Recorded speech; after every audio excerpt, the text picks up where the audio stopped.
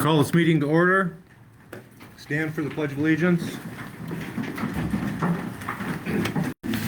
I pledge allegiance to the flag of the United States of America and to the republic for which it stands, one nation, under God, indivisible, with liberty and justice for all.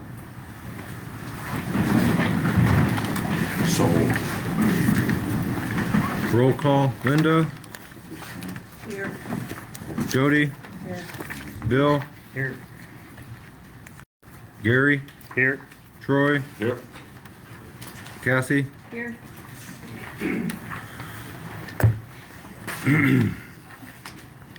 Well, at this time, I'd like everybody to look at a piece of paper in their packet. It's a formal written objection to the building permit 1096 Applied Digital -2 Data Center Buildings and Security Building.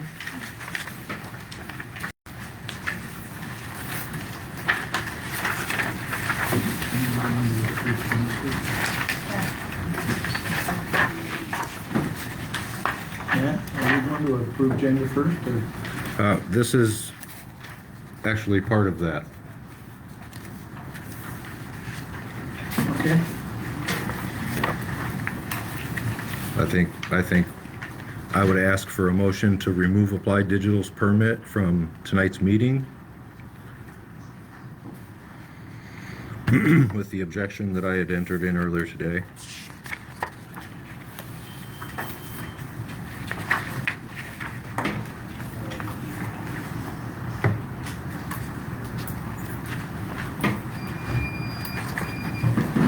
So planning and zoning is not going to weigh in on the building permit? Is that what you're saying? I'm asking actually for it to, for somebody to make a motion to remove it from the agenda. Because due to their application and with what's been going on, I don't think they met any of the stipulations that were given at the May 19 meeting. So in order to apply for a building permit, they were given a list of stipulations that they had to meet in order to do that. None of that has been done. None of that has been presented to planning and zoning. Actually, I put those on there and those were to be, for them to receive a building permit. Hey, Brad, I appreciate that you're here, but this is a planning and zoning meeting. It's not an open meeting for commissioners.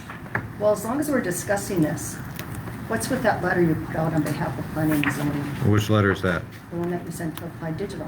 What about it? I'm part of planning and zoning, that did not come to the committee. It doesn't have your name on it.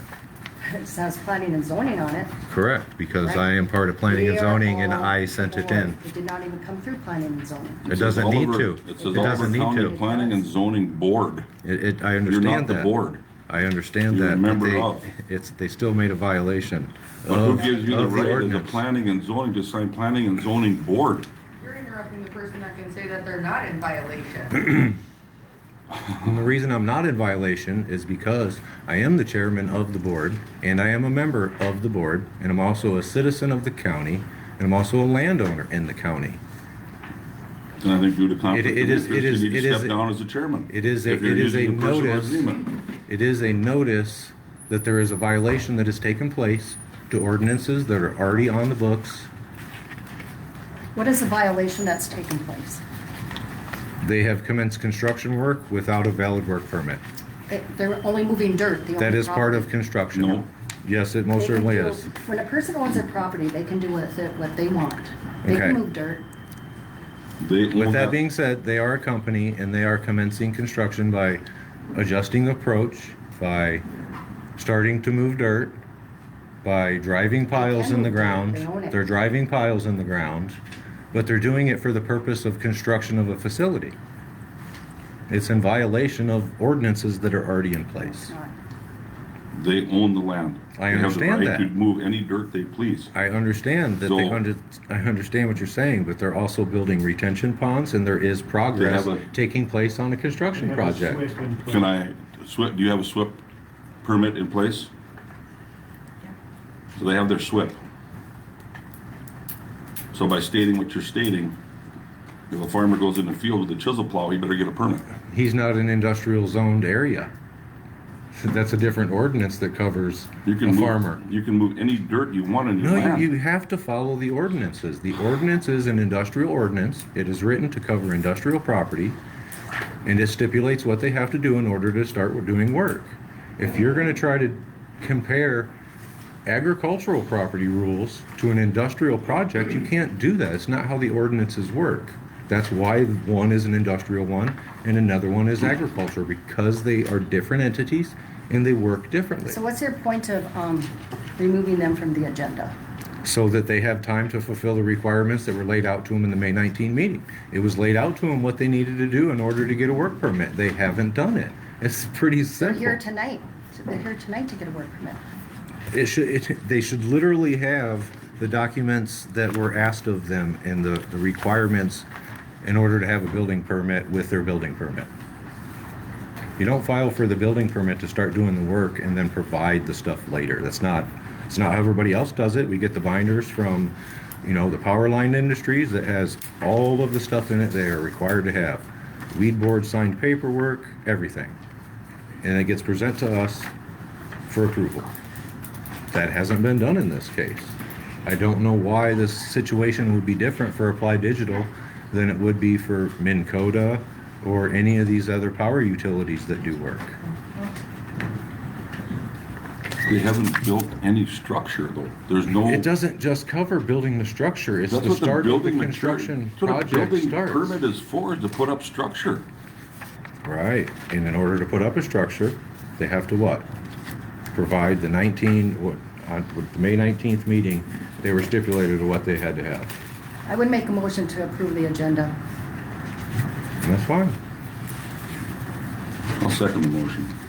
As a board, everybody gets to have that vote and do that. As a The board, reason it's here as a is board, you don't because, send letters like this without approaching the board. It's made, they did it. I don't have to approach you to ask. then you don't put what planning they and did. zoning board Okay. on this letter. Okay, well, We I are the board. I am the board too. And it was from Then me. you put your and that's name why it only. has my name on You it. don't add my name to your, Okay, okay.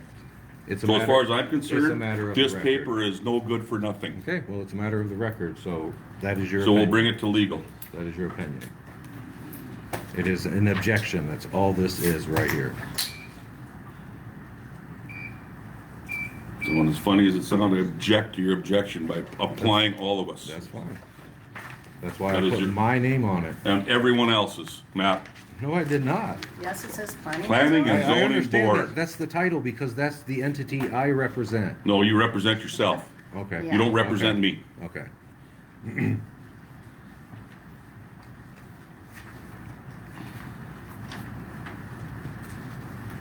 Do we get a second? I seconded the motion. Get a vote? All in favor? Aye. Aye. Aye. Roll call vote?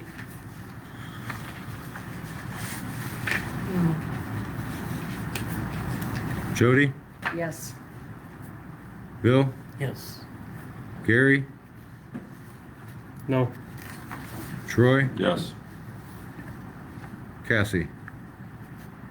No. Okay, so we have a tie, and I'm gonna say yes, or we do remove it. No. Or that we don't, we're not approving the agenda.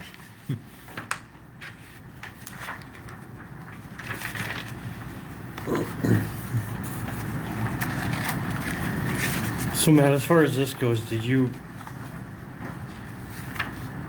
consult with any legal on this? Like, is there actual, I mean, I understand it, but as far as that goes, do we have any It is- legal it is- leg to stand on? I do believe so, yes. Whether, Do you whether or believe not, so, or do whether I- or not the people that are allowed to make those decisions agree, this is written based off of North Dakota Century Code. It's written off of Oliver County's ordinances. It's a written objection to them being on here to get an approved permit when they were given stipulations to do it. So, I mean, everything in here is true. I guess the question is whether I have the authority to have planning and zoning on my objection. That's what the question. Question is, did you approach our legal before you wrote this? This is literally just an objection. Do I have to consult legal? This isn't a legal document. It's an objection written on paper. I mean, if somebody objects to something, do they have to consult an attorney? Oh, No. No. You certified it and said it certified mail, did you not? This written objection? Yes. No, not at all. It was only supplied to planning and zoning and taken to Jaden. Okay, but you stated that they started building by driving pylons. Applied Digital, have you driven any pylons? No. I was at the site today and I did not see any. And we haven't seen the objections for us to have due process to respond, so.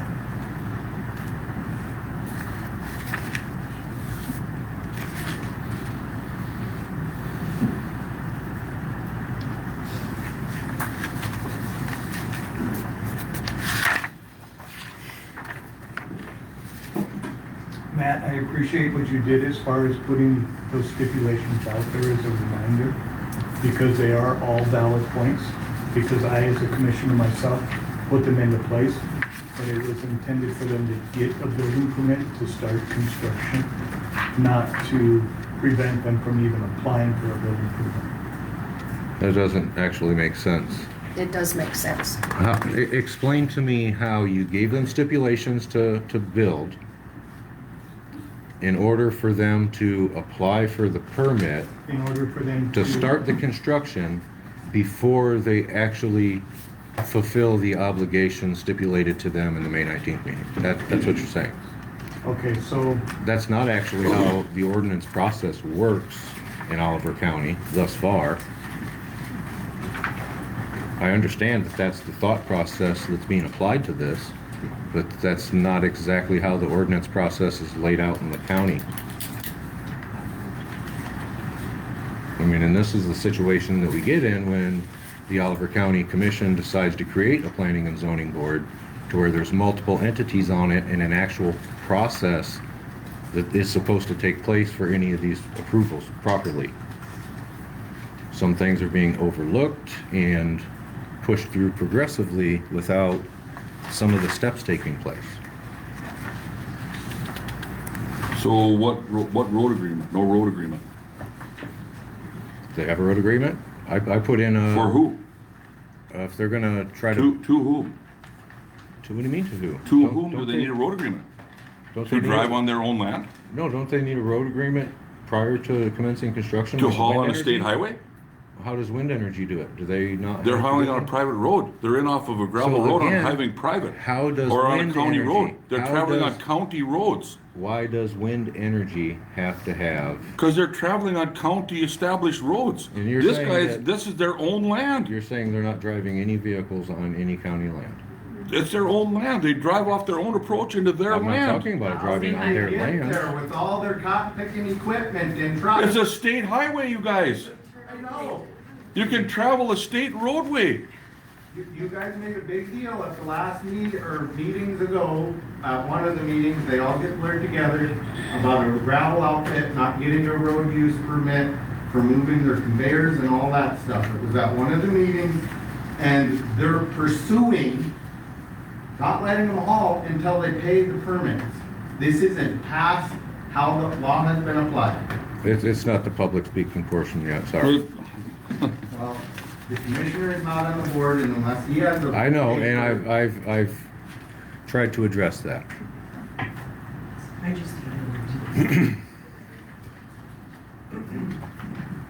It's a free-for-all when it serves a certain purpose. How do you feel that way? I mean, they're, We're not here to have this public debate right now. yeah, we This- are. no, Matt, we're you not. started this, and brought this up. This is an organized board. We have to follow, Boy, you just said it, didn't you? This is an organized board. right, and this is a paper from And you Matt, just, the and you chairman just of brought the us board. all into one pool by putting this on the top. Yeah, and Now, I'm I saying- want an explanation why you put planning and zoning board Because when I- it's your own because personal I am- conflict. It's not a personal conflict. They Yes. violated the ordinances that Oliver County has in place. How do you not I don't know understand where. that? They haven't built anything. They don't have a road. They don't have a bathroom. They got porta potties. So are you here to argue what they are supposed to say in their 3 minutes? I'm or arguing are you what here- this, what you're trying to stop their building application for. I'm trying to stall it because they haven't fulfilled the requirements. They should have to wait like everybody else. That's what I'm trying to do. I'm sorry that the meetings are a month apart and it would take another month for it to happen, but everybody else has to subject to that. Why doesn't apply digital? Why are they the exception of the rule? I did this, so it's a matter of a record. That's why it's stamped received. Because if anybody has any legal process to take place, this is on the record. It was objected to. If somebody wants to push it through, you're going to be the guy on the record pushing it through. There are consequences to every one of our actions. And that's what everybody on the board needs to think about. And you should because have been that's on what you're that here to side of the do. fence when you presented No. this. No. They violated an Oliver County ordinance. I don't know where. I understand that you don't understand where. I appreciate that. And I All right. apologize that you don't understand.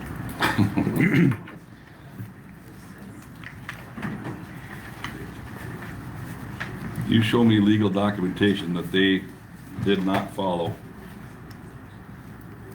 on their own land. They're required to fulfill the list of items. And that's what their building permit is in front of us for today. So they have to have the building permit before they do any of the requirements? So they don't have to get the water approval until after the building permit? Why does everybody else? Why does everybody else that comes in here? Do you have a every well? other company? You guys have a well drilled? No. I don't get it. I don't know. There's water stipulations in what Brad gave out at the May 19th meeting. No, they can't drill a well. Have they drilled a well? No, they didn't drill a well. There's other stuff in there that they have to get approval. It's in the industrial ordinance too. There are requirements. Reread the industrial ordinance and what it requires. Matt, can I ask a question? Where does it say that they can't move dirt? Honest question. I guess, what are you referring to? Because They're are moving are we talking about the reason Let her that? answer, finish your question. No, I want No, I to was get just clear looking of at what the your question is objection. questioning. Yeah, I Pretty just- simple. I'm looking in the ordinance, so Mhm. that's why I'm asking. Because you mentioned 17.3 and it doesn't say they can't move dirt. Well, they're not just moving dirt, they're starting to create berms for retention ponds, and I don't know, they're either drilling or setting pylons out there. You can hear the constant hammering. I mean, it's recorded, it's been sent in, there's verified proof. It's happening at that property, there's drone footage. That there's pylons being driven? I don't know, I guess because I'm not in that line of work, I don't know exactly what the machine does, but when you drive by and you hear the hammering, just like when BNSF is building a bridge in the river, And that's why there's due process to hear both sides of the story. And there was also a violation that was filed by your board, certified, sent to our company today too. On behalf of the planning zone, threatening jail, fines, and fees. there is no on threatening your jail behalf. in there. It doesn't say jail, it says Class B misdemeanor. It says not a misdemeanor. B misdemeanor is up to 30 days in jail under state Okay. law. Okay. Sorry, that's what the ordinance says. In order to build, you have to fulfill the requirements. Where is the evidence? It should be with it, just like the binders that come from the power utility companies in the coal mine. When they have a project, they have a binder with all of that in there. The weed plan, the paperwork from the water board, stuff from the PSC, they turn it in with their building permit. We are not regulated by PSC. I know, I'm making reference to what other ones do. You're regulated for your building permit here by Oliver County's ordinances. And the requirements that were to be provided to the county commission, not the planning and zoning board. I understand that that's what The they order said. said. I Yeah, understand that's that's the what it permit. says, but that's not actually how the system works in Oliver County. It's planning and zoning, and then it goes to them. So Yep, we, absolutely. right, and it's not being provided for us to, It wasn't see and intended have to be input. provided to you. It was to be required before the building permit's issued, not whether it's approved. yeah. So I guess I don't realize that people can say things in the meeting and that's what the law is versus what's already in the ordinance. Yep, absolutely. It was followed 100% by the county commission. I believe the state's attorney has confirmed that. And has concerns with at least the certified mail. I don't know if he's seen this one. So you may want that information on the record and have an opportunity for due process. Yeah.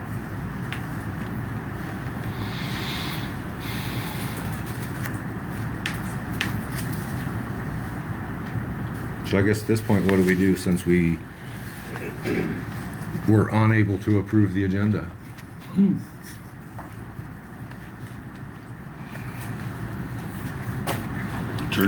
just trying to make sure everybody follows the same rules, and it's not happening here.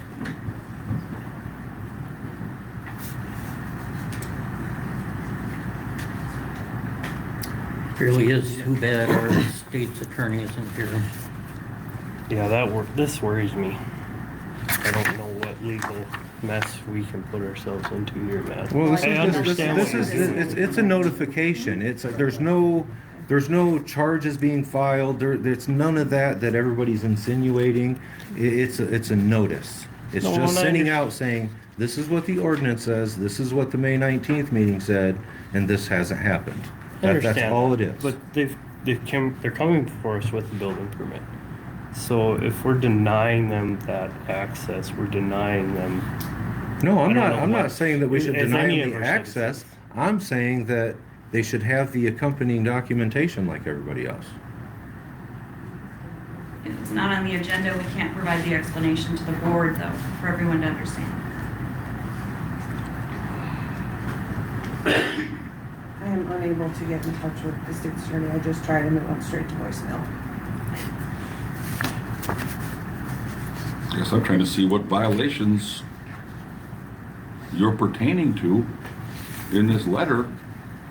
I understand your opinion about if somebody's tilling their ground, they need a permit because of what's in the industrial. I understand that your perspective on it. I just don't think that it should be looked at that way.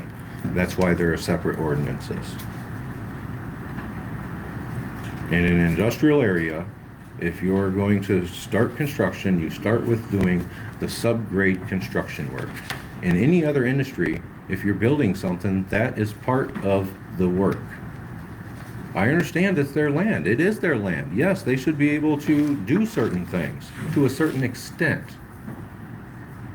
But once you actually start modifying it as part of the first phase of the construction, they're starting the construction project.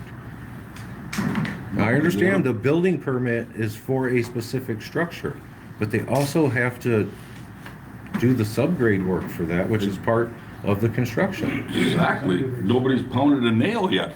I understand that. That's why I said subgrade work. A question. You're gonna have to wait. Brad involved. We had an issue at the last commissioner meeting about road use, moving heavy equipment into gravel pit. Is that not correct? Am I able to answer this question? Are we going to this portion of the meeting? Or are you? Well, I guess we working on your- technically can't go because the agenda hasn't been approved, so we can't move on to the next step. If we want to have a public speaking portion, if we want to add an explanation point to the agenda for Applied Digital to give a presentation for an explanation now that they know what's going on, I'm open to doing that. I'm trying to have full transparency, open line of communication, and accountability for everybody's actions. That's all it is. It's a process. So here's Whether my ever- line of thinking, Matt, and I appreciate what you're doing. Whether or not we approve, deny, whatever comes about tonight, if we get there, I guess. As far as this goes, we are advisory board to the county commission. Right. So whatever we do, or say it's just an advisory. Correct. We don't technically give them a building permit tonight. We advise the county commission. If they're in violation of this, the county commission can actually look at it and do whatever legal process that they need to do. I have. And I'm fine with that fines, if it gets to denying, that. whatever. It was put out to Yep. a vote. I'm open to the process. I am not trying to manipulate anything. I am trying to do a full, transparent process. Yep, and I And agree from with my that. perspective, I think this should be a part of the process because everybody else that comes in for a building permit provides that to us. I don't think this scenario should be different when the ordinance lays out the process. The permitting process is the same for everyone. I don't know why it's being changed now. That is my point. And, yeah, I agree with what you're saying. But So, as far again, as, I'm open to whatever process somebody thinks we should do next. I am not trying to have control. I gave my opinion. We all made a vote on the roll, or on the agenda.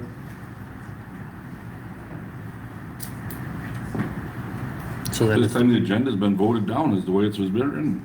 And if you don't have public notice, you can't just add to the agenda. So I guess our next step is agenda meeting. That we get legal advice. I don't know what else to do. We're at stalemate now. You can do another motion. Let's see if anybody changes their mind. We had discussion, now you can call for another vote.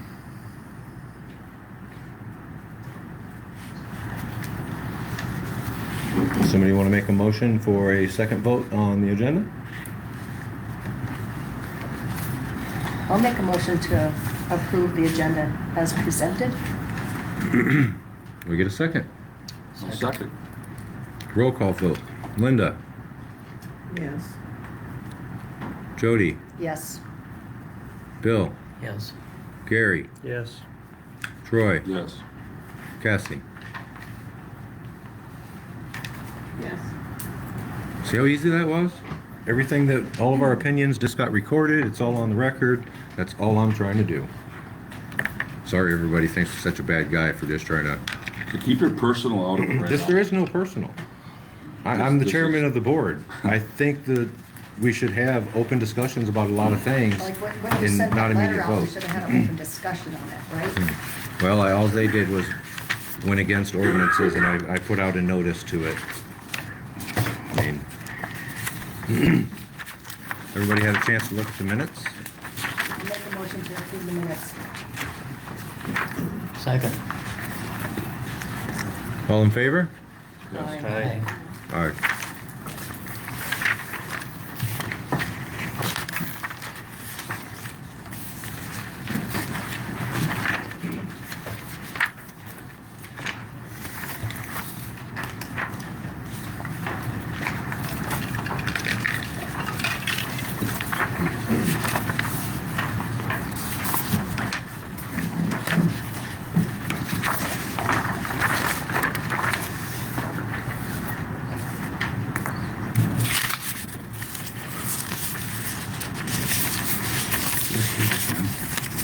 Anybody else have a speaking card, wants to speak tonight?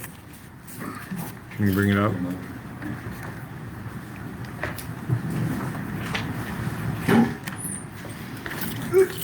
Too much stuff.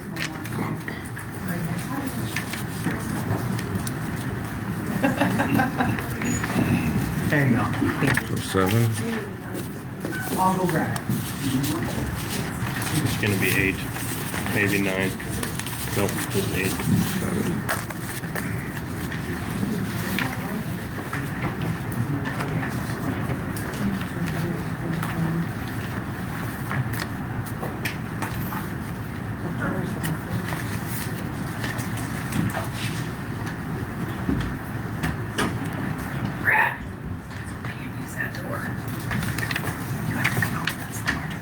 Who needed this? Oh, I'm sorry. We're worried about Brad not getting in trouble. Gotcha. I'm used to getting in trouble.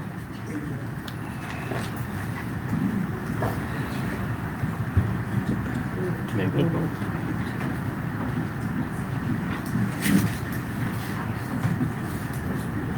You need to set the time for that. Yeah, I'm waiting for one more. Okay.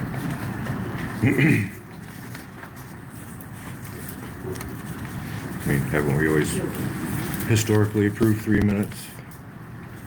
9 of 3 them. minutes is set in the public comment policy, but each meeting, the board or the commission has to determine the total time allowed. So like 30 minutes total, 20 minutes total.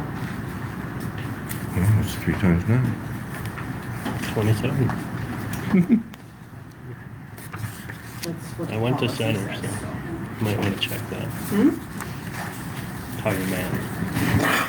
About 40 minutes here. About 7:30, so 45 minutes.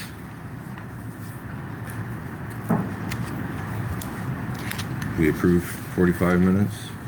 I'll make a motion to approve 45 minutes total for public comment. One sec. Second. All in favor? Aye. Total time be 45 minutes for 9 people. First up, building permit 1094, Rita Clinton and Stephanie Clary's shop.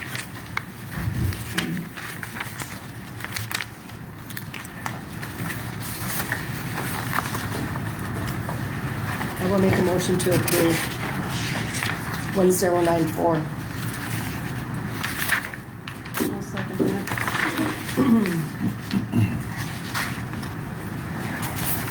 All in favor? Aye. Building permit 1094 approved.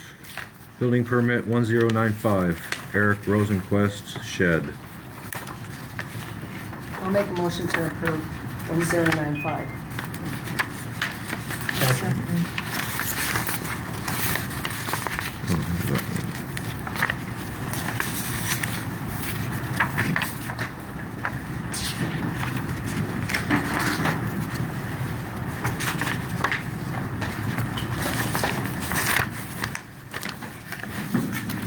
All in favor to approve building permit 1095? Aye. Aye. Building permit 1095 approved.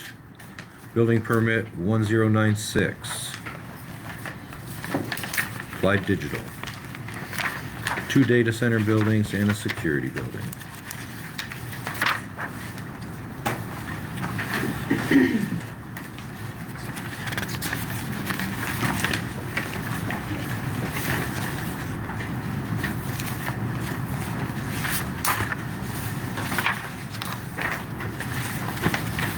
So I guess one of my other concerns with this was everybody else is also required to pay for their building permit when they get it, but you guys didn't. I had a question about it, so. Yes, we tried to So get the has it- fee amount and we did not get the fee amount to be able to pay it. Well, as of right now, it's gonna have to be the fee amount that's on your application because that's what the fees that's are what- as of right now. That's the question, we need as- clarification. Yeah, And I can we provide haven't, that information if Yeah, you allow. no, that's perfect. That's why we. yeah, we haven't finalized any changes or changed anything with the fees yet, so this would still apply at the time of this application. Okay. No, it's the amount of the construction. As the assessor of Oliver County, I had questions for them that they were gonna bring to me here. That's why they haven't paid it yet. In fact, whenever they're ready for me to answer those questions for you, I can. Whenever. Yeah. Or Karen. Or do we want to allow Applied Digital to speak on their building permit? Actually, they tried to pay today and I was told they didn't have to, so. Yeah, I'm just asking because it's not filled in like most Yes, people. I agree. I'll take responsibility for that because I told them. Laura told me we didn't have to pay it in advance. That's We what I needed told her. clarification on the total, there was questions on the total construction cost. I'm ready to So present whenever I'm allowed. the company is able to provide us with that clarification, we can get permit fee, Figured out and paid. Yep. Okay. yes.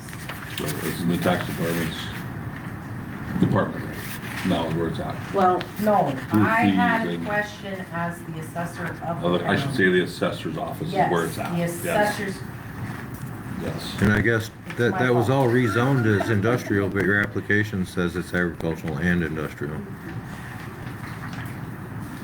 It's not rezoned industrial. I can. tell Hasn't you been what done it yet? is. It is not because it's contingent on the other things that the motion was. So it's technically ag at this point. So we are moving dirt and ag land. I guess I was under the impression that it was voted to change, so I thought that took place. It's contingent. Yep, contingent. Yeah, if you have something you want to present, I mean, Chair and commission members, my name is Janelle Combs, Senior Counsel Real Estate Regulatory from Applied Digital. I know that there were specific questions that were asked. The first one is with the permit fee. So it wasn't clear as to how much the construction and building should be on that one building, which is, this is a building permit for one building, not for 2 buildings and a security shack. Those are on the site plan because that is the plan for the site plan. Those will come with their own building permits. So this So- agenda's incorrect then, is what you're saying? It's not for 2 buildings and a security shed? That is not what it's Okay. for one data center building. Okay. So the $250 million is our GMP that we have with the general contractor for what we call core and shell. That's the building, part of the building permit. There will be an additional MEP of about $750 million.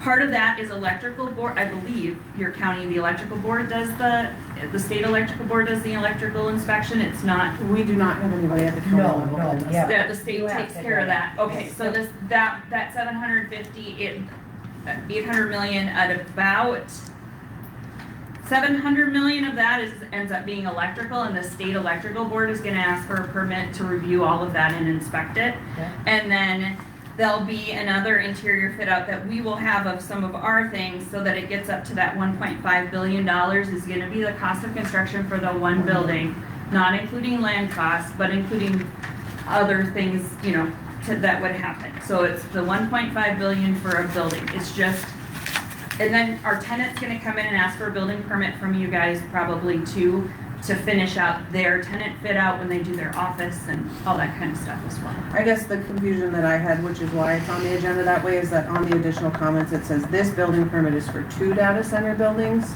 and security buildings. So I think that's where the confusion is. Yeah, it's the one data center building is all we're looking for the building permit for at this point. It is zoned as ag. It has a conditional zoning to industrial if we met certain conditions. And that included that by the time the county commission issues the building permit, there was a sound study submitted to county commission. There were also conditions on top of it that we had to first fill the closed loop system with water that's trucked in. Those are conditions on the continued zoning. I mean, you couldn't bring the water in to put into the building before you have a building permit to build a building. So those were conditions from what I saw of how those motions were made. So those were all listed as when the county commission approves the building permit in that motion. May I ask a question? So the shell of the building is what you're talking about? Yep. One building? Yep. Shell, no water, no super, whatever, no digging of whatnot? Right. Just the shell? They may have underneath it, they might have the ability to get the water to the building, but it's not gonna include any, it'll be stubbed in, it won't be the plumbing. And what about the parking lot? Will you guys be starting that, or is that gonna be on a separate building? The parking, The parking pads, the parking lots, because I talked to Don in Ellendale, and he says you guys have nice sized parking spaces. yeah, yeah. And usually that comes when we do the plan, the Okay. plat that we have, we're gonna have all of that in there. And we'll work, usually I work with the fire department first and PD and all of them to do it staff wise first and No, then. that's why I questioned it, because 250 million seemed a little low for construction. Again, like she said, we thought this was 2 buildings and. Yep, no, yep, so. So are we able to get a updated building permit Sure, with that information? Sure. Yep. Because as it stands, this one says, like she mentioned, the 2 data centers plus the since security. we've got, yeah, the site plan that's That's attached will why, have. we were just confused, because I'm like, And and the- I assessed an estimated value of 200 million for one building. Yep. But Yep, I'm like, yeah, 250 for 2, that's. a yeah, little low. no, So I don't know, I almost feel like at this time, you guys should withdraw your permit and fix all of that stuff you're talking about and reapply instead of trying to, you know, send in a different copy after this one's already I approved. can change that copy right now and get it to you before the end of the meeting if you need it. I think for the record, that would probably be the most appropriate thing to do. I can get that changed and to you and emailed to you before the end of the meeting. We can also put conditions on it to the recommendations, Absolutely. to the, Whether you County recommend to Commission. approve or deny the building permit application. Correct. Yep, Well, as an advisory board, I don't feel like we're allowed to give you stipulations. We're just allowed to no, lay I out mean with with the. with the permit and what I was telling her. Oh, okay. Like what, we should update the comments so it reflects what the actual building permit is.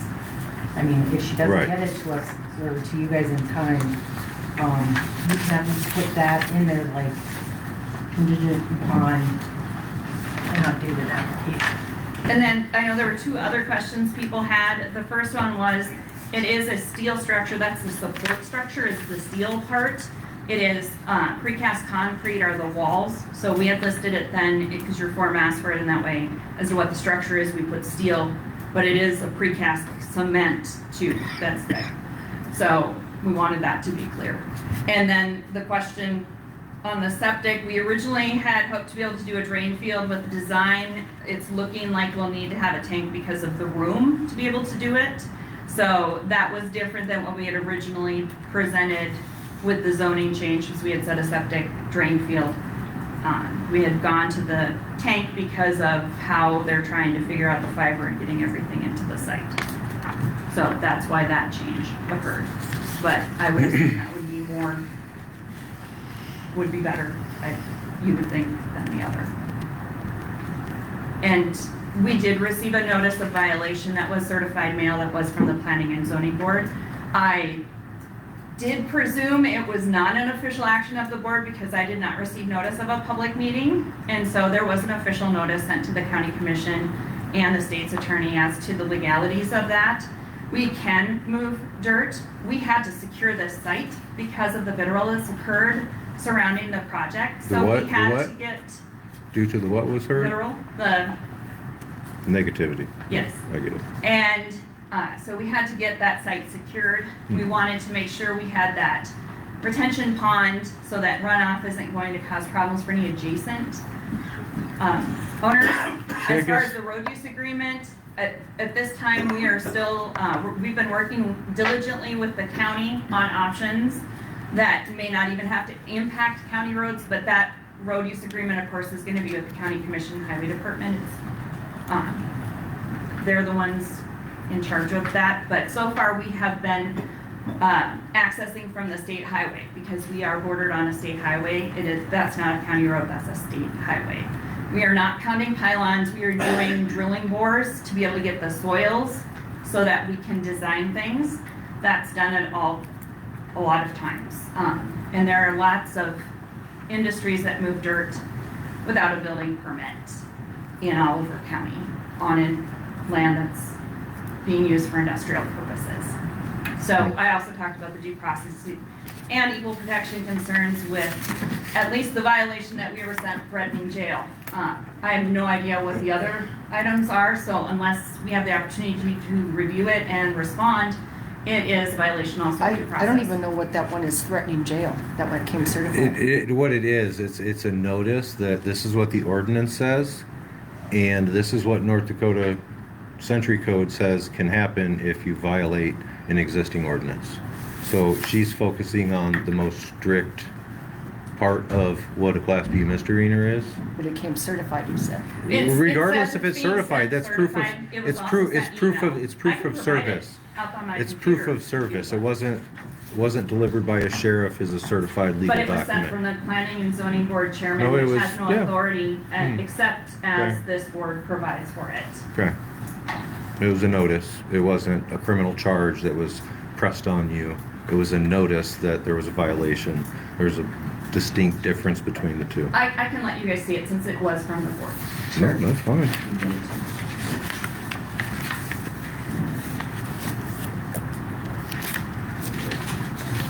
Are there any other questions that we can answer? No, thank you for verifying.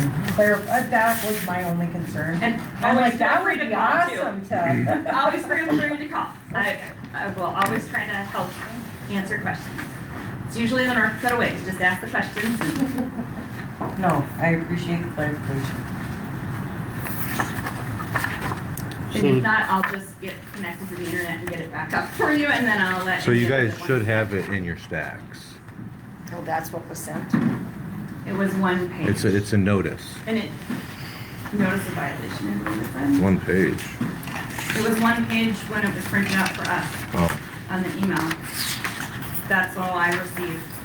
So if there is a denial of our due process without it being either, it's a notice. This is just a notice. we have the right to be able to respond to Right. any of those Right. We did not violate any of that. There has been no construction that's happening. We are trying to secure the Well, site. in the industry that I'm in, when you're doing the extensive work that you guys are doing, it's considered construction. I understand that it's agriculture and you're just moving dirt, you're the landowner, you can do whatever you want, but you're actually a commercial company and you're doing construction work. I mean, dirt work is considered construction work. In Bismarck, you gotta get a building permit. Early County, you gotta get a building permit. Any of those places, you have to get a building permit in order to start doing the construction work. There is a dirt moving requirement in Bismarck. No, I have no idea what that says. This was what I received. Mr. Chair, I have extra copies, can I give them? Yeah, sure. So there was actually an email sent that had attachments that they obviously didn't share with her. She only is showing you the body of the email, not the attachments that were attached to the email, which I were didn't these see two. the attachments that were attached, didn't come through on our corporate email. Yeah, they were sent to that Combs.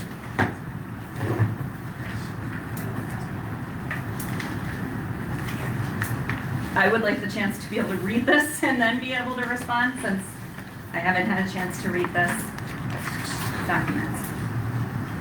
But if there's any other questions, any of them?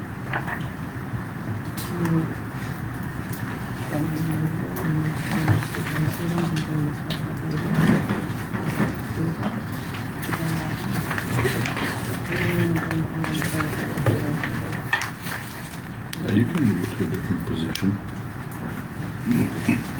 Did you get a copy of this then? Yes, she did give me a copy just now.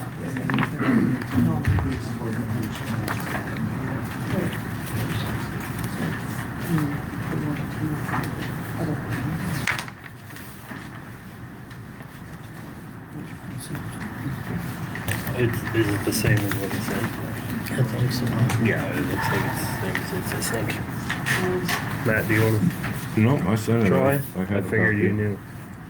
I, I think it's the same as what the paper is. It is, So- exactly. Okay. It's I'll just set literally this here. the same I thing. guess a comment, I guess I'm gonna make at this point then.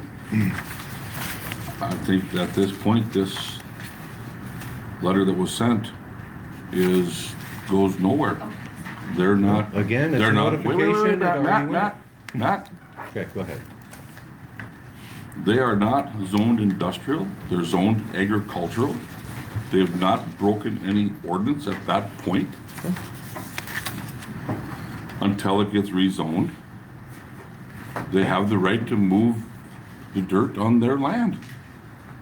I don't know that we have any more discussion. It's No, with a we different don't have any more. zoning. It was literally a notification that was sent. It was sent, they received it, it's stamped and received by the county as well. That is what the intent was. I understand you want to argue about that I sent it, but it's already been recorded, so it already happened. And It that was holds the no, point. it holds no ground now. They're Well- agricultural ground. It holds ground in court. Future it does. So can we give them a permit since they're zoned agricultural for an industrial That's a building? really good question. That's a really good question, Gary. Well, that was changed to I thought it No, was she changed said as it's well. not, Yeah. it's not. She said it's not changed. Until they fulfill the requirements that the commissioners gave them, it will not get switched to industrial. So there's like playing two rules for the same project here. It doesn't make any Splitting sense. hairs here. Right. So that's what I don't understand. This is outside of the normal process and I'm pointing that out. That's all I'm doing. If somebody has an explanation of how we got here, I'd be, I will make a motion to approve 1096.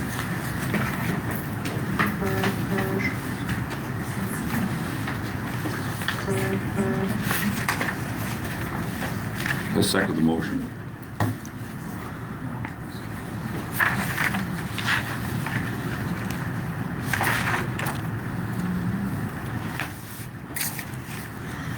guess we'll do a roll call vote.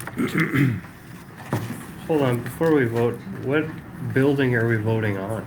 I'm guessing Apparently- it's the 1650 by I would, 550? yeah, I would assume that it's either B1 or B2, because she said they're only doing one building to start out. and these two say future, so. We'll wait for it. Oh, I'm so sorry. No, that's Trying to okay. fix the We- building permit. Well, Which one are we voting on? so, number one. 1650 by 550?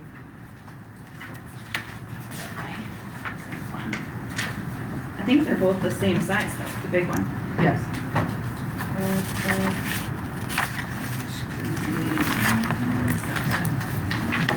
Which one is that on the map? B1 or B2? B1. The first one is the B1, the second one is the B2. And then, because we had talked about, you know, the planning the future, so that we gave transparency of where the other two would look like they would be at.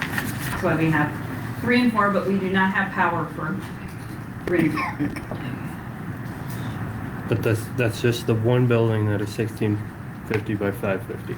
Do you guys have Not your the 550. SWPP plan, by Yep, chance? it's been filed with the state. Okay. It's not 550 by 84. Not, Where's the security building that you put on? well, the security building will be where on the right-hand side where you're coming in off of Highway 25. Parking this.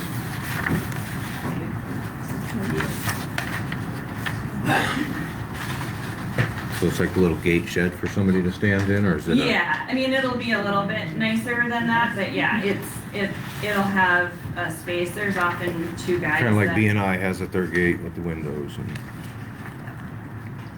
We have that in. What structure is 550 by 84?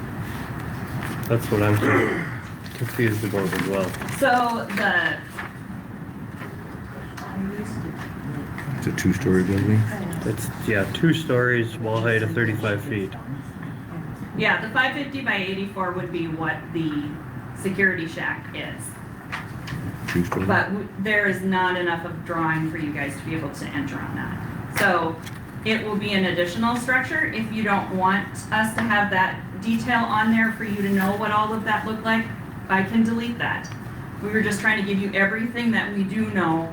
Well, we'd at least like to have the stuff that you're actually applying for. Yeah, and that's on there.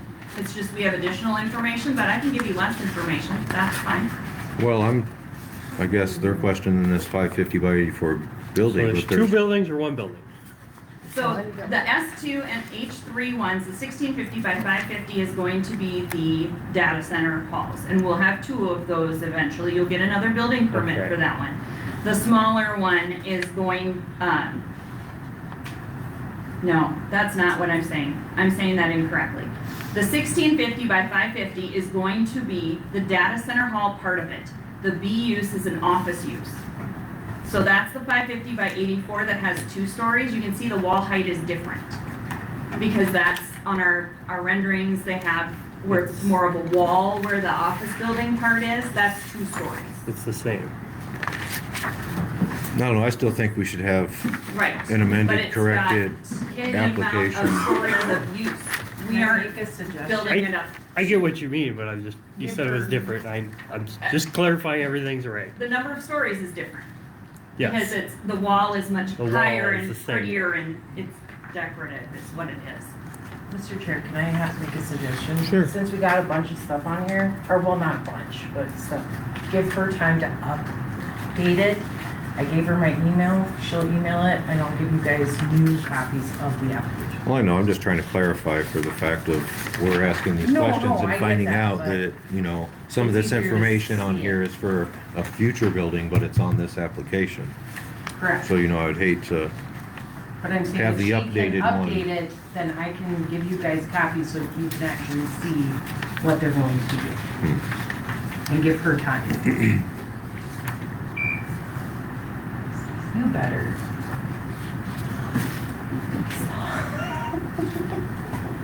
This building is not on this map. Yes, it's B1.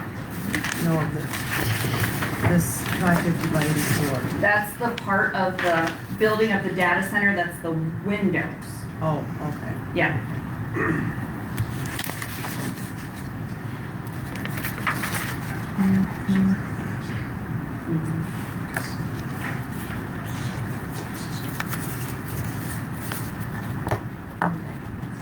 Was, it's listed. get to comment on this, so we get to see it?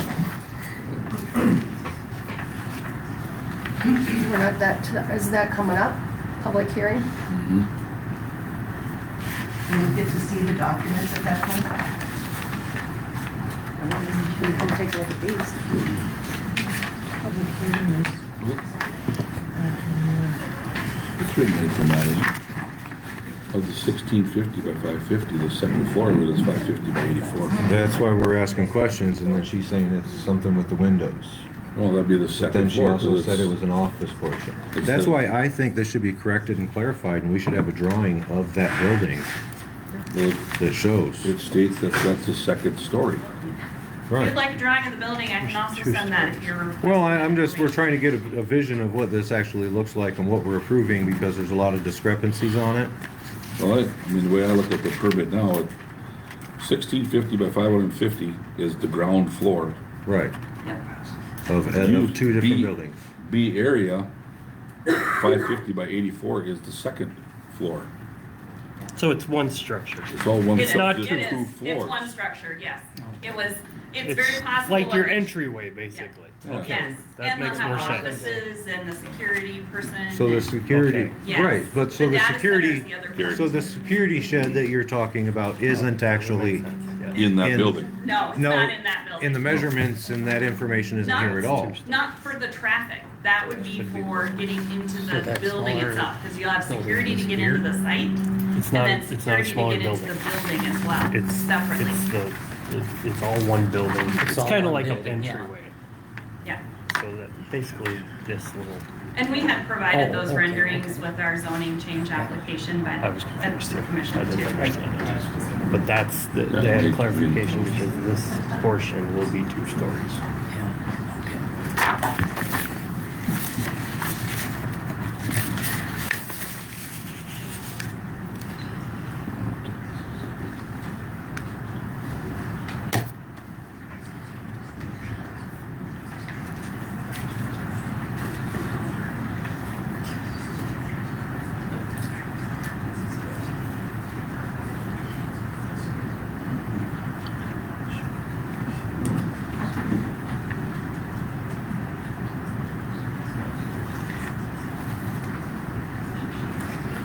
Is there a way to table this and we move on to I other think we need business? to, I really do. At least I mean, we and can that's- do something while we sit That's here. kind of where I Our was time is going worth with the something. removing it from the agenda, wasn't saying you can't put one in. I think it needs to be tabled until there's a lot more clarification and information. I mean, everybody else has to provide more. I mean, they're asked questions about their applications. I get what's going on. I don't think it's appropriate to the process that they're changing their application on the fly, live in the meeting, and gonna send in a printout after the vote. That's never happened that I've seen in any videos. So again, just trying to do the process appropriately. Can we table this? I think that would be the right thing. All right, I'm gonna I make just want to clarify what you're requesting. You want a rendering, which is already a record, that you're saying I need to also submit to you again? Well, And I that's think just we the want, change to the one we want the building, building which I- permit to say it's for one, this, Yep, but as this. I said, I'm getting that to you right now. We just want to have a 2 Yeah. building, we gotta put it. And the second page on here is an application for industrial building and zoning, but the first page says agricultural industrial. You have it, His- it's existing already agricultural is what it is. Right, Present use. so I guess this is an odd situation where we have this stipulation that doesn't allow the change to take place, which Yeah. is an odd one. But on the second page, he also mentions that it's 2 data centers and a security building at the entrance for traffic. Yep, and So, that part is I- already getting, we're getting ready to No. have a signature to fix that. As we said, Right. it should be one building.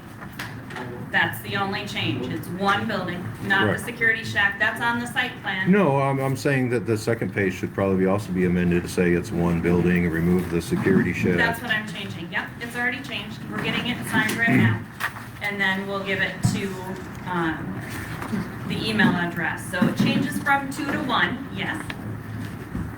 So So, yeah, I think we should, that's the only things you want we to should change take a then? vote on tabling it for now. I already have a motion out there. And your motion is to approve it? There's a motion and a second to approve the building permit. I guess the question would be is, We have to vote on that motion. I'd like to make an amendment to the motion. That upon clarification of building permit, Can we just wait until she emails it and Patty prints it out so we can look at it? And still do it tonight? yeah, Just going with the. Yeah, we got plenty of, Can we come back? come back to this Yes, you after can. we do some of the other. But we have to vote on that motion that's Yeah, you presented. can rescind it. Unless Jody wants to Or just let rescind, it hang. or we can, I think well, we have to do something with the motion. Yeah. Before the meeting's over. you can let the I'll rescind motion my die motion. lack of. Yes. Well, we have a second though, we can't. Jody rescinded. Okay. I don't know if we Yep. can. okay, you rescinded? Yep. Okay.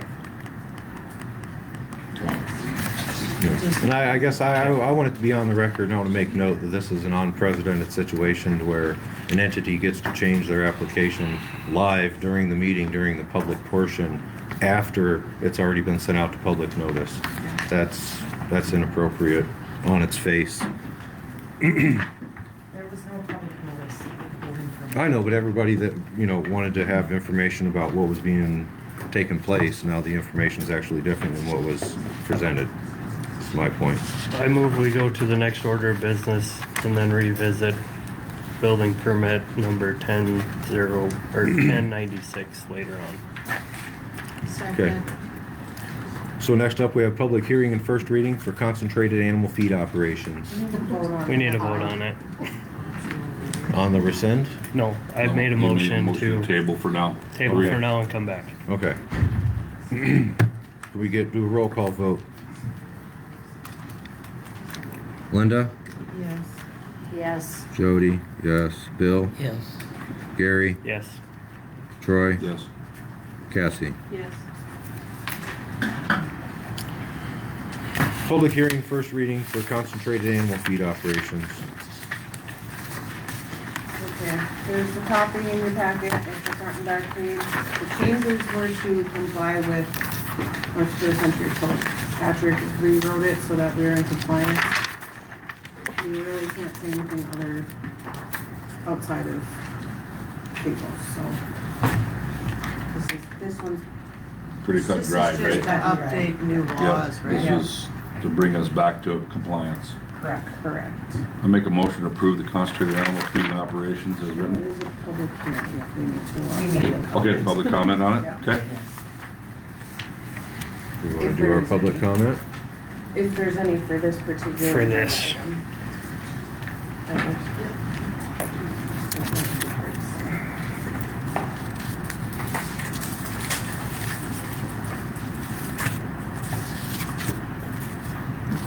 You're on here, Brad. What do you want to talk about? You didn't put, It's just for planning and zoning currently.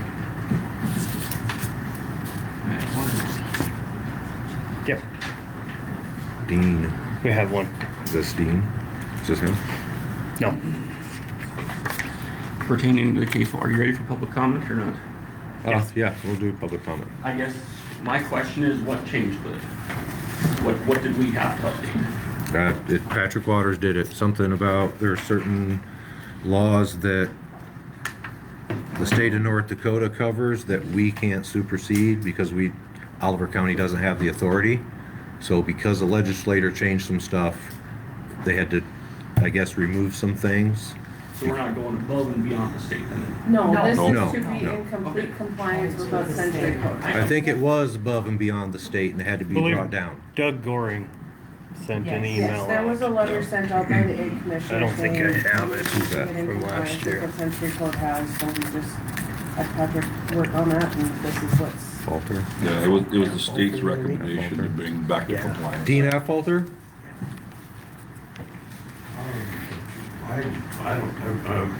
Don't really know what they want to change on, you guys don't know either. But, my name's Dean Apple, I live on the county line out here. And I think about probably 15 or 16 or 17 years ago, we had, feedlot in Morton County was gonna be built as a cow calf operation. And so I was a little bit concerned with it, but cow calf operation is normal operation in North Dakota. I'm gonna make this short, but before it was all said and done, it went from 450 to 600, 650 to 800, and 800 to 1200, and then towards the end there was to go to 3,000 head feedlot. So the state, we went over to Morton County and we went to the county commission and we discussed, you know, they didn't have no ordinance. Oliver County didn't have no ordinance. A lot of counties in North Dakota did not have an ordinance for feedlots. So what we ended up doing, working with the state of North Dakota and my attorney, which was Bill Dalmore, which is no longer with us, we ended up drafting an ordinance that if one wants to start a feedlot, and that would be considered a 300 head or more. Anything under 300 head, you can have it in your backyard. Doesn't make any difference. But what it was is that there has to be a little bit of a separation. So Oliver County has a separation. Morton County has a separation. A lot of other counties in the state has the same thing. So what it was is a half a mile from any feedlot operation for residents, that existing residents. Now, this law that they passed works both ways. Let's say if you had a family operation that was going for 50 years and you had, let's say, 800 backgrounding or something like that, and your neighbor sells a piece of land a quarter mile from you, and then all of a sudden he starts complaining about the stinky feedlot. And this would protect that operation that's already in existence, that you can complain about it, but if we're going to take any kind of centimeter reading from it, we're going to go a half mile from the feedlot. Last year, where you say if you're a quarter mile, we're going to go another quarter mile before we take any kind of readings to see if there's any violations. So when we adopted this in Morton County, I think about a month later, you guys can check on the records, you probably would have it, is that they adopted the same ordinance as Morton County. And then in the legislature, which I worked with, I think on the following year, or maybe it was year, they statewide adopted, if county does not have an ordinance for feedlots, the state imposed a half mile separation, the same thing in Oliver County, same thing in Morton County. So that way they have a base that's low by. One of the reasons why they did that is because it's a hell of a lot better to work with something that's a half mile away. You're going to eliminate a lot of the problems if it's saying, we're going to go 1,000 feet or we're going to go a quarter mile. A half mile would be better off to work with the state health department as far as complaints and, you know, different violations and stuff like that. And the bottom line is, where we're at over there on the county line is that there was a lot of approaching developments to the east over there, and even to the south a little bit. So this helped the state health department manage the thing a lot better than having this ordinance here with that. Now I don't know what they're going to change in this ordinance. It honestly, it just looks like some of the wording has been changed to stuff not exceeding those of North Dakota Century Code 23.1-07. The way that reads now in the state of North Dakota, it's a half a mile. Now, again, that can be worked out. If you have a neighbor that's next door to you and he lives a quarter mile away and you want to do this or whatever, and you say, yeah, go ahead and do it, they can have something in writing, and that's the way it works. But it isn't one-sided like a lot of people think. It protects the existing landowners that have been there for 50, 60 years versus somebody just moving in. And it's like the old saying, if the guy who's next to an airport and he complains about airplanes, there's probably a pretty good chance that the guy that's complaining about airplanes is not going to win any kind of thing. I have right now the way it is, I think Troy solved my problem out that I did have there for a while, and so I don't have to. So you're talking about the one right by the bridge? Yeah. And the bottom line was the main reason why we took action on it, because it started out as small, and it's normally when you have people that want to go bigger. Yeah, I think your time's up. Yep. Thank you. Thanks, Dean. Thank you.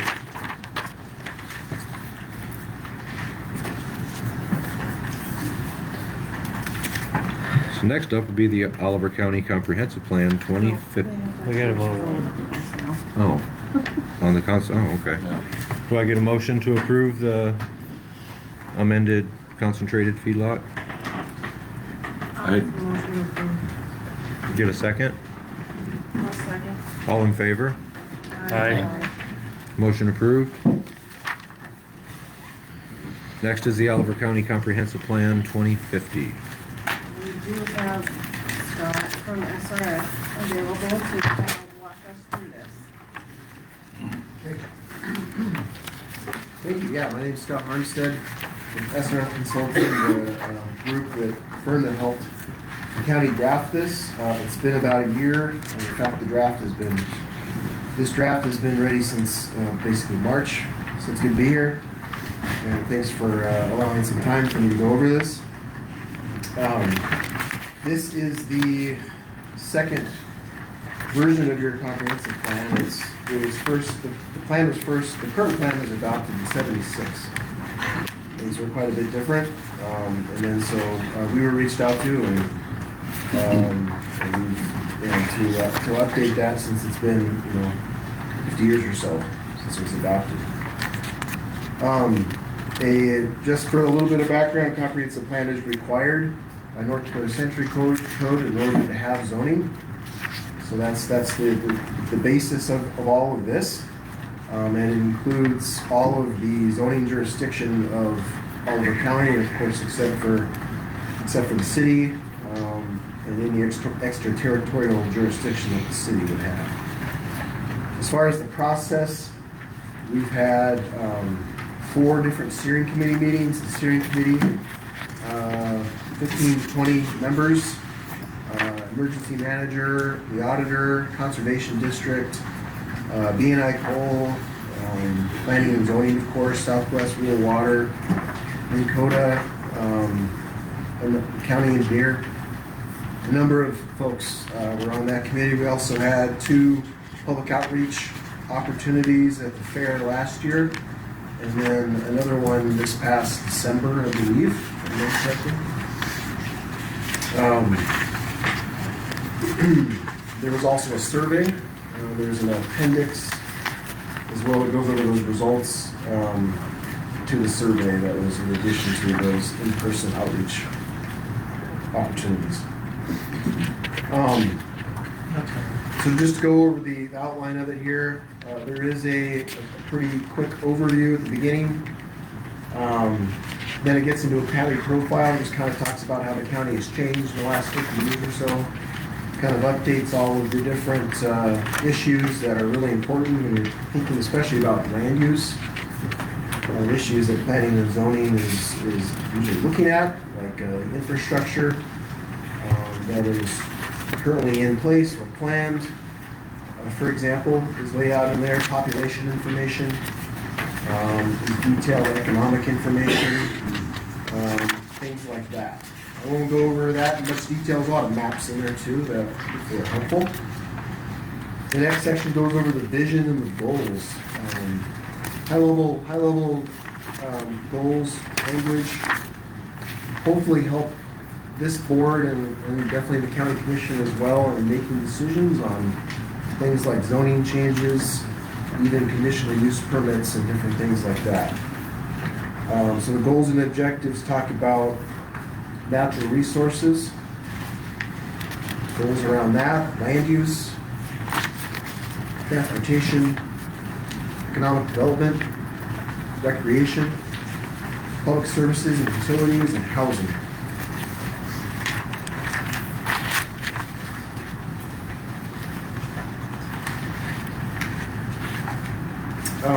And then it goes into those different sections that I just mentioned specifically. It talks a bit about natural resources, and there's some more information in there about land cover, ag programs, soils in the county, noxious weeds, geological resources,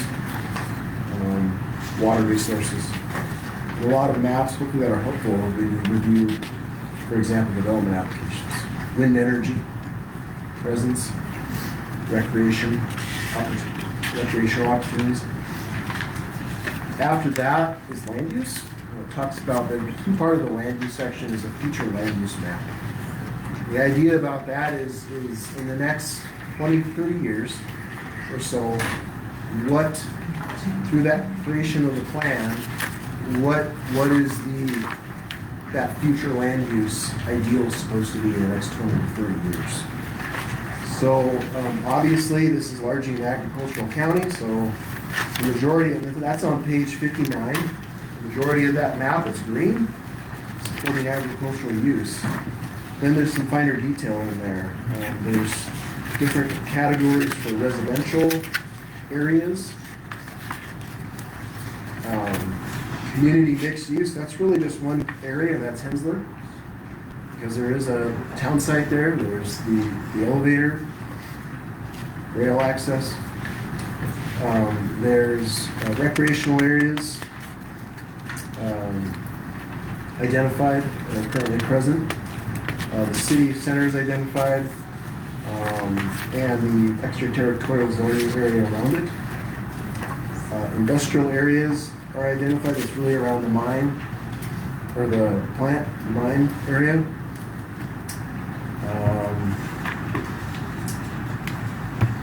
Protected open space, conservation areas, and then there's some other unique ones we added in. One we added in there, opportunity corridors. Those are areas where if there is the right opportunity based on further review of this plan and public comment and whatnot, that those are opportunities for different types of economic development because of access to paved roads, for example, and other infrastructure. So those are along state highways for the most part. There's another designation for scenic areas. The current plan did some of this too. I think we went a little further in that one, but definitely along the Missouri River Valley, those areas were identified, and along a lot of the draws and buoys that you have throughout the county as well. Makes up a lot of those scenic areas. And then, last but not least, mining resource protection areas are identified where those are areas that could be mined in the future for coal resources. So hopefully that's very helpful as we move forward and have to make zoning map decisions. There is a little table or matrix on the next page, page 60, that helps with those land use categories that walked you through and what zoning would probably work with those different land use categories to give you an idea of how we try to sync up the zoning with this plan. If you have any questions, please interrupt me, otherwise I'm going to keep going. Transportation is the next section. It's relatively straightforward, a lot of good information in there around the condition of your roadways, state roadways, the use of them, safety issues. It's been documented by the state. And then specific public comment we actually received with respect to road use and safety.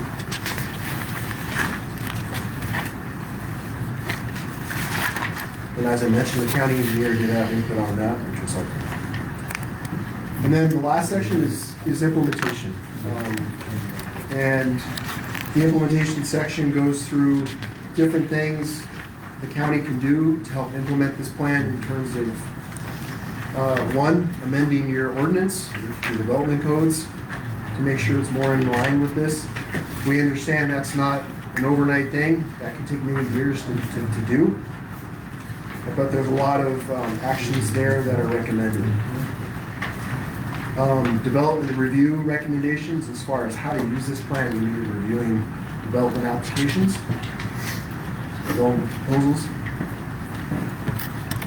And we put in something in here. We hope that it's helpful. Starting on page 79, there's another matrix that talks about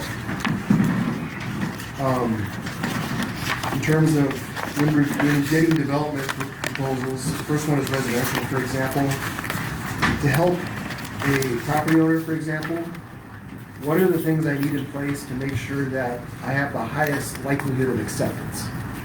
So, for example, I'll just pick on residential since it's the first. Is it in an opportunity corridor, right? Does it have infrastructure access? Is it compatible with the goals in here and the objectives? Is it in a mining resource area? What's the infrastructure access look like? So just looking at these things from a high level so folks can understand, is it appropriate in a certain area? Because different types of development aren't always appropriate because of the different factors you have in different areas. And then there's another one on the next page for industrial as well. And then last but not least, at the end, there's a table that walks you through a number of different specific action items that the county can, this board and the county commission to look at. They're not all specific to planning and zoning, I'll put that out there, so it's not all really just planning and zoning board, but there's different things that the county can consider and suggested timeframes, the cost or level of investment that might be necessary for some of these. Some of these are like low-hanging fruit, easy to do. Some of them can require lots of investment, like including significant roadways, like the Henslow Road, for example, which was a big one, talked about quite a bit. So that's a quick overview for you. Hopefully it was helpful for you, and since this is a public hearing, the public as well. And I know this has been posted online for quite some time. It's been available that way. So if you have any questions, I'm happy to take them right now. Otherwise, you can go away. I think it looks good, thank you.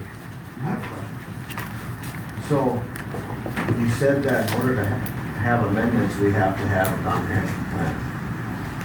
That's right. Or you, yeah.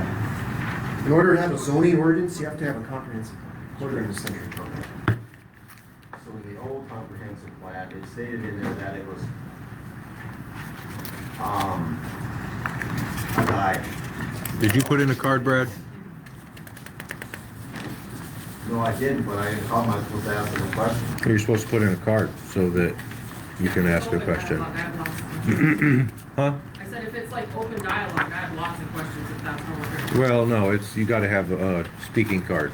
And you, at the bottom of the card, you put what you want to talk about. That's you guys. Go. No, this is to talk for the open public comment portion. At the bottom, put what the item is you want to speak on, and that's when you'll get to speak.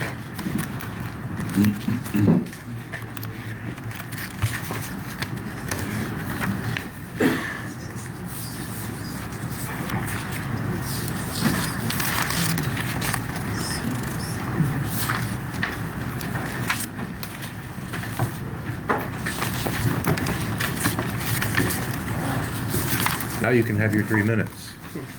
I forgot what I was saying. So is it still stated here that it's a recommendation or not? Are you want me to answer that? Yeah, you can answer it. I'm not quite sure I understand the question. Well, in the old comprehensive plan, there was a line in there that they used that says that the comprehensive plan is only a guideline. So, yeah, this is not a legal document like a zoning ordinance is. This is meant to be a guide, policy document. Is that stated? To guide county policy, correct, yeah. It should be in the overview. Right. And that's the intent of it. So it's meant to be a guide to this board, the county commission, making zoning decisions, changing the zoning book, updating the zoning map, etc. But it is required in order to have ordinance. Correct.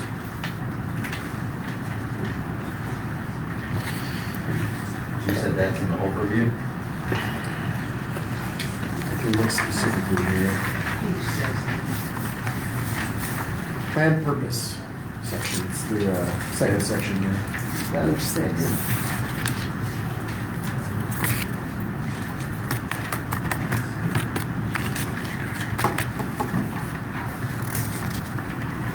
Sign Snortland.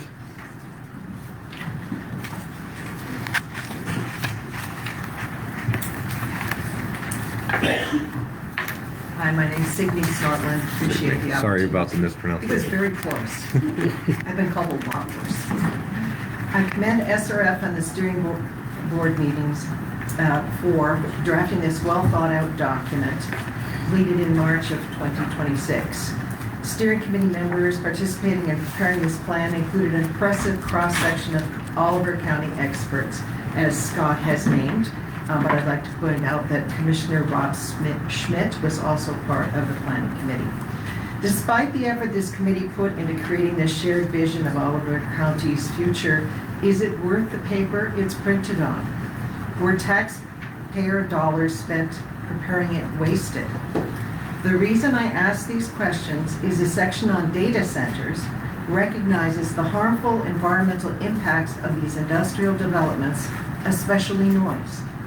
Then on page 16, the comprehensive plan states that, quote, A key goal of this plan is to preserve agricultural land and rural character, in part by clustering intense industrial uses within defined industrial zones. Suitable locations in Oliver County would be within or near the industrial expansion area southeast of center, end quote. Figure 17 even shows that recommended industrial expansion area by the coal mine. Yet on May 19, 2026, the Oliver County Commission permitted Applied Digital to construct a data center west of Center near Hanover on agricultural land beside residences in direct conflict with the updated comprehensive plan and the current comprehensive plan. As this document states in the purpose section, quote, zoning regulations in North Dakota must be made in accordance with the comprehensive plan. This requirement provides a legal foundation for a local government to regulate land use in a manner that is consistent with established vision for the future. The comprehensive plan ensures that decisions related to growth, infrastructure, development, and natural resources are supported by the county through plan and zoning regulation, end quote. That's on page 6. A particularly useful section in the plan is a zoning map amendment section on page 77 that guides zoning map amendments, like the inexplicable one made by the Oliver County Commission on May 19th to permit construction of a hyperscale data center beside homes. The plan asks the question, quote, is the proposed change compatible with existing land uses on adjacent properties, end quote. It goes on to state, quote, a primary purpose of zoning is to separate incompatible uses. As example, intense industrial uses should be located away from residential areas and vice versa. This helps to protect property values for all use types and ensures the development can... That's time. Okay, Thank you. thank you. Next up is Cheryl Freilich.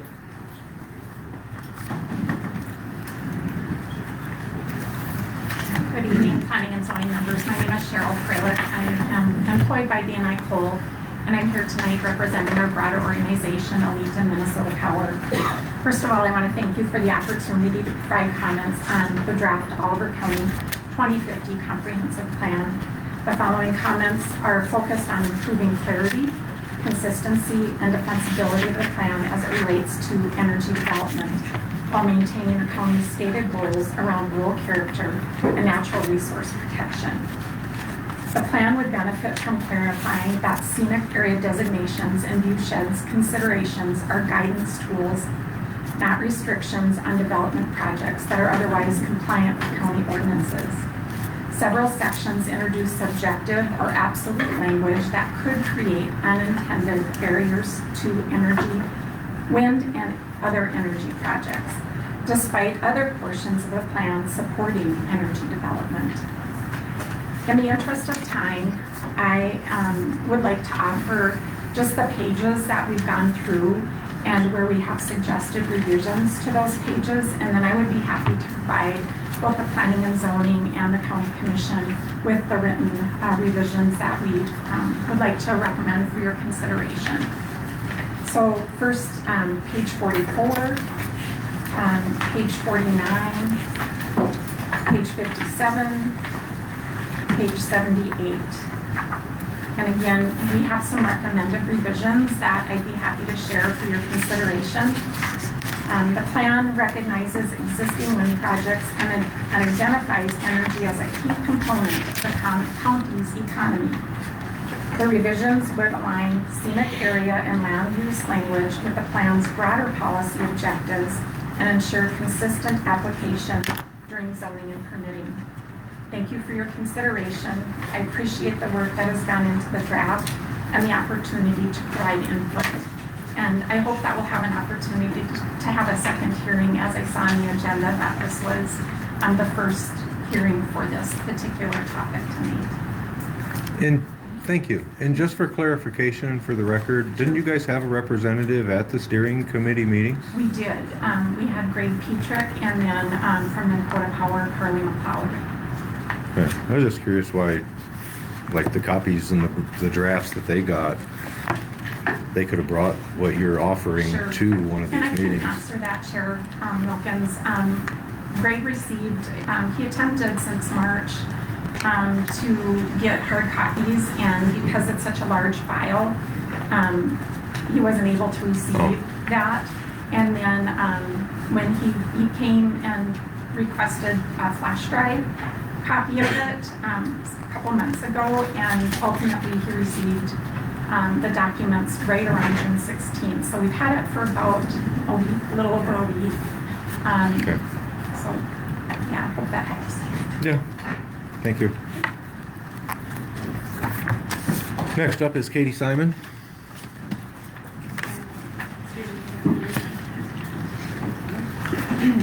I don't know if you guys can actually answer these questions for me. I guess I just have some questions on why the policy was written to be an agriculture county. Because we're 225 wind towers in BNI and Minnesota, a potential data center, at least 2, if not 3 other more wind projects. I guess, are we just basing it off of landmass, or what are we basing that off of, I guess, was my question. And then it seems, as was stated here, it's supposed to be, like, it's not a legal document, it's just a guide, but it seems very regulatory, as these are the things and the visions that we're going to have going forward. And so I guess if in that aspect of it, who polices this? Because it seems regulatory more than it seems as a guide for you guys to move forward. I guess one of the things particularly, establishing a policy requiring all zoning applications to be reviewed by the Soil Conservation District to determine the impact of new development on overall soil quality and if the underlying soil supports development. Most Soil Conservation District programs are voluntary. So I guess I'm not sure how that gets rubber stamped by the Soil Conservation, where he or they get any kind of approval or authority. It's page 84, Gary, it's NR4. Okay.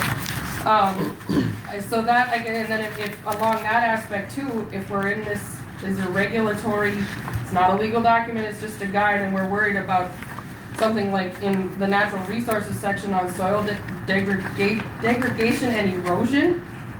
Are we policing that? Because there was a lot of soil blowing this spring, and it wasn't industrial and things like that. And I'm not picking on people, it was windy, and there was a lot of things happening.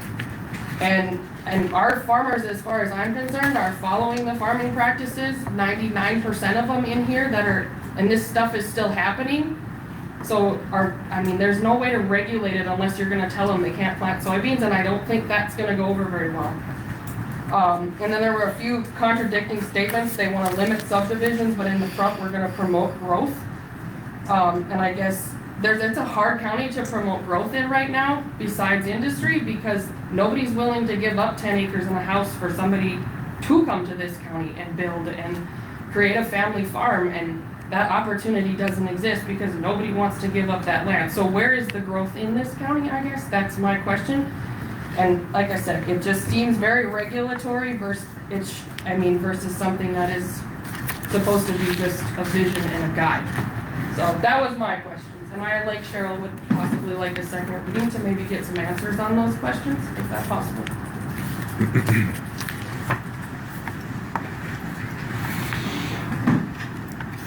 Well, I guess I'll have to just say from my perspective, because I'm on planning and zoning, and I was a part of the steering committee for the comprehensive plan.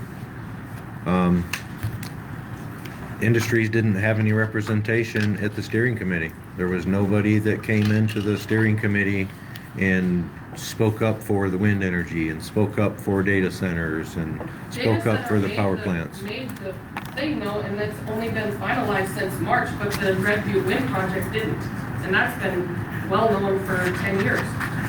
Right, but what I'm saying is there was nobody that was in the Red Butte project on the steering committee.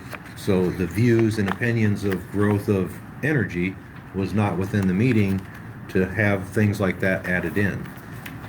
I mean, Lane was there. There was no representation from those other industries. He was there to represent BNI. But I don't think the farmers and agriculture are what need policing in this county. Like, those people are trying to do it right, and that's just my thought, but it also needs to, are we just basing it off of landmass? Good question. Those are not conversation topics that were discussed during the meetings for this. It was based off of the 77 plan and growth for who was here at the time. BNI had representation because they have future land they want to mine, so they were there to discuss and be a part of that. There wasn't representation for those other industries to be in here. That's just from me being on the steering committee and going to every meeting.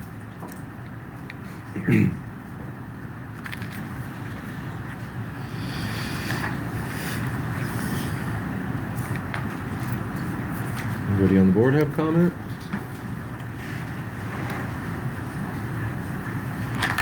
Makes me feel better. I didn't write none of this. You know, I was on the steering committee too, and my concern with this thing is that it won't be used just for a guide. That's what it's meant for, is for a guide. But are we gonna deny wind farm a data center? We don't know what's gonna come along in 5 years, 10 years, something we've never heard of. And we're gonna say, well, the comprehensive plan says we can't do this. That's my concern. You want to back that up because I know it. I know this works a little differently than some people interpret it. Right, yeah, and I am sorry I didn't mention this earlier, but this is meant to be a living document. What I mean by that is, as conditions are going to change, this was not meant to be done. I don't think the county ever intended for this to be updated after 50 years. The industry practice is to look at it generally every 10 years. It could be even sooner than that. There's communities out in the oil patch that are doing this. Wilson, 5 years because of the need. So it really should depend on the need. If the economics change rapidly, then you should be looking at it. Maybe not probably a complete overhaul, but maybe it's some targeted changes. Because maybe some goals and objectives, maybe they don't make sense because of a data center going in. We weren't sure that a data center was going in when we drafted this. I will say that right now. It wasn't for sure at that time. It was a possibility. So anyways, that's the intent here. And that's a bit different, again, than an ordinance. It's meant to be changed as conditions change. That's kind of what I was trying to get at with there not being representation at the steering committee meetings to grow that way. Just like we can change the living document if something else comes up. Like right now, we have comprehensive plan on the agenda to discuss. We do have Applied Digital here because they have a building permit, but we don't have anybody here from wind speaking up about the future of wind in Oliver. We don't have anybody here talking about the future of battery facilities in Oliver. We don't have anybody here talking about the future of solar. That's the way it should be, so that the planning and zoning and the commission could adjust the live documents to say, hey, we need to grow in this direction. But it's not happening. They just disregard that this document exists and apply for permits, rather than being a part of the big picture and coming to the meetings. That's from my perspective from being at the meetings. Have you closed public comment? Because I had a list on there for me to do it as well. Excuse me, as far as what? The comprehensive plan? Okay. Did you close it already? I thought you did. No, everybody had turned in their stuff I for have both of them on my thing. So can I present or not? I guess what? If you look on it. Janelle Combs? Yes. Yeah. The first thing, I'm pretty sure it was not, our photo did not get the use permission under our policy. I don't know if you have that, so you might want to make sure. The what? There's a picture that said it's from Applied Digital that we provided, and I don't think that the release was filed. So you're gonna wanna double check that for intellectual property purposes. Okay. So what you're saying is there's a picture in here of your stuff?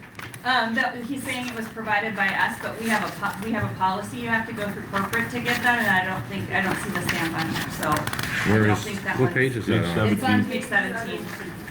If he's done it and it's just the watermark's not on it and it's a mistake, that's fine, but you guys will wanna. Chairman, we'll just remove that.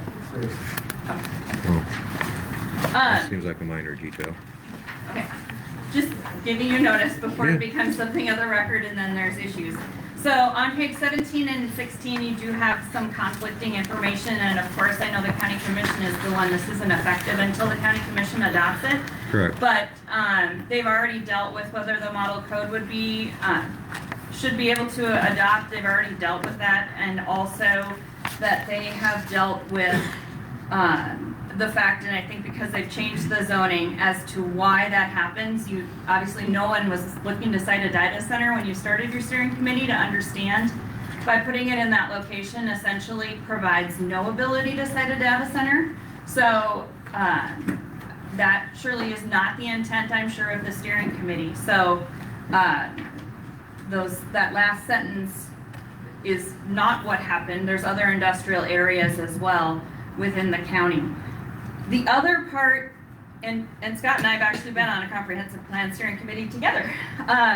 So the funding for transportation component on there, typically I see that in a strategic plan because planning and zoning, you don't have home rule charters and you don't have authority to be able to change that. So for you to have who's going to apply for TIP funding and different things with the state, it's important, very important to have part of strategic plan. I'm not sure it should be in the zoning comprehensive plan to deal with. The arterial roads, how you handle those, I understand totally why those are in there, but I'm not sure that the planning commission has the ability to tell the county commission which funding they want to request from the state too. So just a thought from dealing with other comprehensive plans. I know that the FLUP and everything else can always be changed.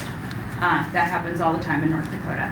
So, but those inconsistencies between what's happened can be, should be between 16 and 17 sorted out. Thank you.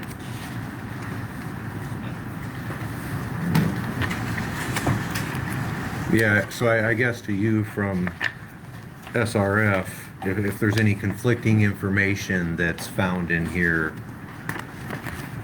We'll have to look at those comments. I don't have any. I'm not prepared to respond to No, these. you're fine. No, you're fine. I just, We'll have to look at that.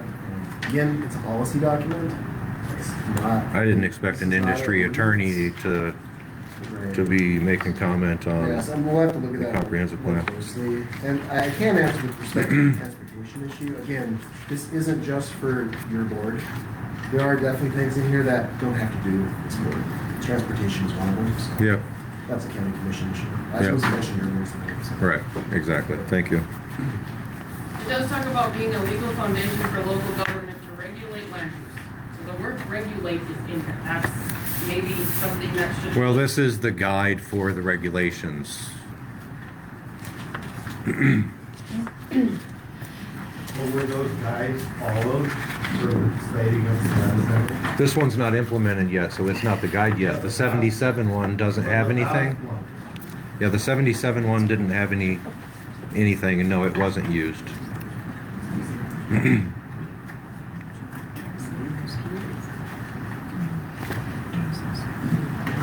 Yes, I just look at page 77 where everything on there, Oliver County encourages development. Oliver County encourages development to continue. Well, yeah, and that's where this is a living document to where if we have industry that comes in and wants to, grow, we modify this for that specifically, I would think. We want them to come and then we keep laying stipulations on.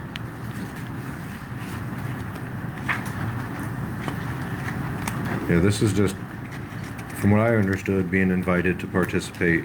This was just updating an existing comprehensive plan to meet 2026 standards for just the way Oliver County is now and with what the intended growth path was.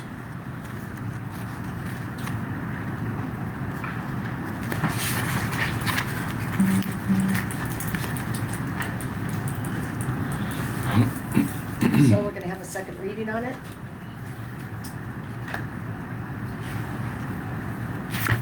Well, we had to vote on the concentrated animal feed operations, don't we vote on this one too then? I thought you were gonna make some changes. Well, who makes that decision if we change the comprehensive plan? It was the steering committee that wrote it. Is it planning and zoning's place to edit it? Or should it go back to the steering committee? provide some guidance. This is a little different than some of the other stuff. There's a lot of different directions you could, as a board, you could go from here. You could have another hearing at the commission level, because again, it's not just a planning and zoning board document, that's one option. Well, You exactly. could refer it back to the steering committee, you could do that, or you could table it. There's a lot of different directions, so you could go. I don't think everybody on the planning and zoning board is informed enough or in a position to make edits on stuff that doesn't, like you said, transportation, doesn't have anything to do with us. We shouldn't be put in a position to make a choice to edit any of that. Typically, when we've done ordinance changes, amendments, whatever, we've had the public hearing and first reading at planning and zoning. You do your recommendation, whether you approve or deny, and then it goes to the commissioners for a second reading, hearing, consideration. And then they decide whether or not they approve, deny, or as has been done in the last couple of meetings, they table so they can review further. And then we bring it to the next meeting, so whatever the board chooses to do. I think our next move is to move it up to the commissioners. I don't know that, Yeah, I mean, if it's something that SRF has to be involved in modifying it a little bit to fit what needs to be put in, I guess I would table it for that purpose. And I will say, just like an ordinance, and to what Jaden was referring to, there's definitely cases where there's modifications that are made between hearings, and then the updated document is provided at the next hearing. Yeah, I mean, And so that's an option too. that makes sense.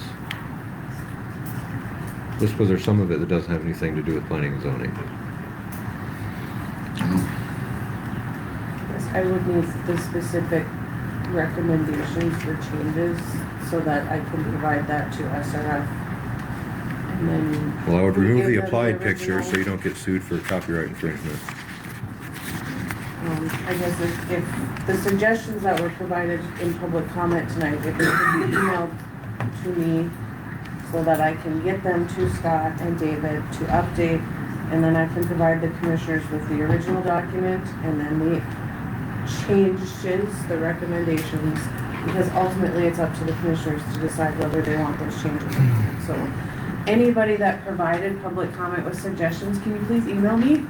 That would be great, so that I can get a list sent to SRF. Sooner rather than later. Yes, as soon as possible, please. Since the commission meeting is the The 7th. 7th, yes, and I will be out of the office next week. So do we need to vote on moving this to the commission? just a reading. Unless you're tabling it, and then we move it to July's meeting and then to the commissioners for August, but that's up to the board. I'm not getting This was good. I mean, if the board likes what was presented, or if you wanna. I mean, I like it. Changes, that's. I like it, but if there's conflicting information, that should be double checked. But, you know, I just need to know what you guys want to do so we can move forward. I move that we approve it and send it to the county commissioners and see if they need to do any changes. you get a second? I'll second it. Do a roll call vote? Linda? The motion was just to approve it, and then if the county Jody? commissioners Yes. needed to change anything, they Bill? can change it. Yes. Gary? Yes. Troy? Yes. Kathy? Yes. Motion approved. Now we move on to other business, data center ordinance discussion. I have the application. It's in front of that. What do you want to do? Sorry, I'm signing over here. I think it should have went through the appropriate process of amending and getting presented at the next meeting. You know, we've done it before, so. It's not following procedure though. I mean, and there's even wording for applying for a permit on the Oliver County website. Yeah, yeah. Is that what you guys are doing? You guys gonna go through this? Well, the motion that Gary made and seconded and approved was to table, to move to the next order of business, and then revisit at this same meeting once the updates were made, so. Correct.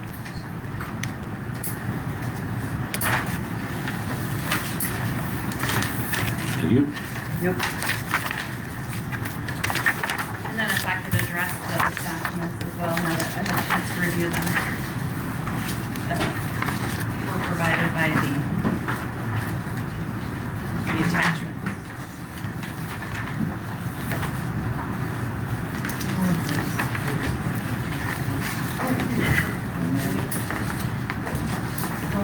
Yeah, I guess at this time, I want to make an announcement to the board.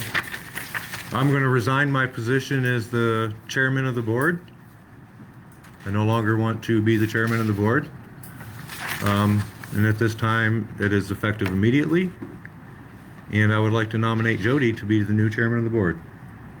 No, thank you.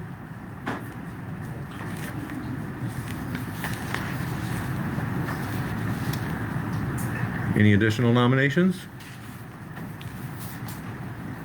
Or volunteers?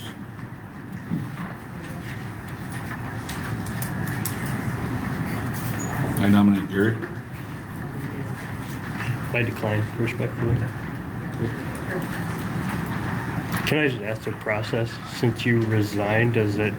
It makes me a regular board member. Is Bill supposed to take over since he is vice? I Yeah. don't know how this works. Yes, he He's vice should. chair. Yes, he should take over. I'm not trying to throw you into this No. position, I apologize for it, but I don't know how the process works. Do we appoint, or do we, The vice chair goes. the in vice there, the takes, policy, They take over. Yep. Right. Yep, that's proper. Takes over the meeting. Right, but we can also, yes, you take over the meeting, and then we also can nominate and vote for a new chair. Or commission appoints. Well, normally it's You can- voted by the you board, can- not the he's commission. vice chair. Yeah. They're effective But I mean, immediately. the county commissioners can appoint also. I guess I didn't read that. Chair, anywhere. that's your- They don't appoint the Commissioners chair. cannot appoint the chair. Yeah. That's, They Yeah, appoint but members. They could appoint a new member that could be moved to the chair. well, you guys might want the chair, but there's no open position. He just resigned as chair Okay. currently.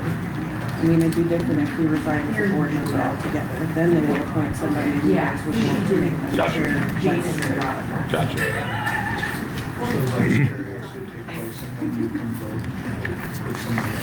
yeah. And I will,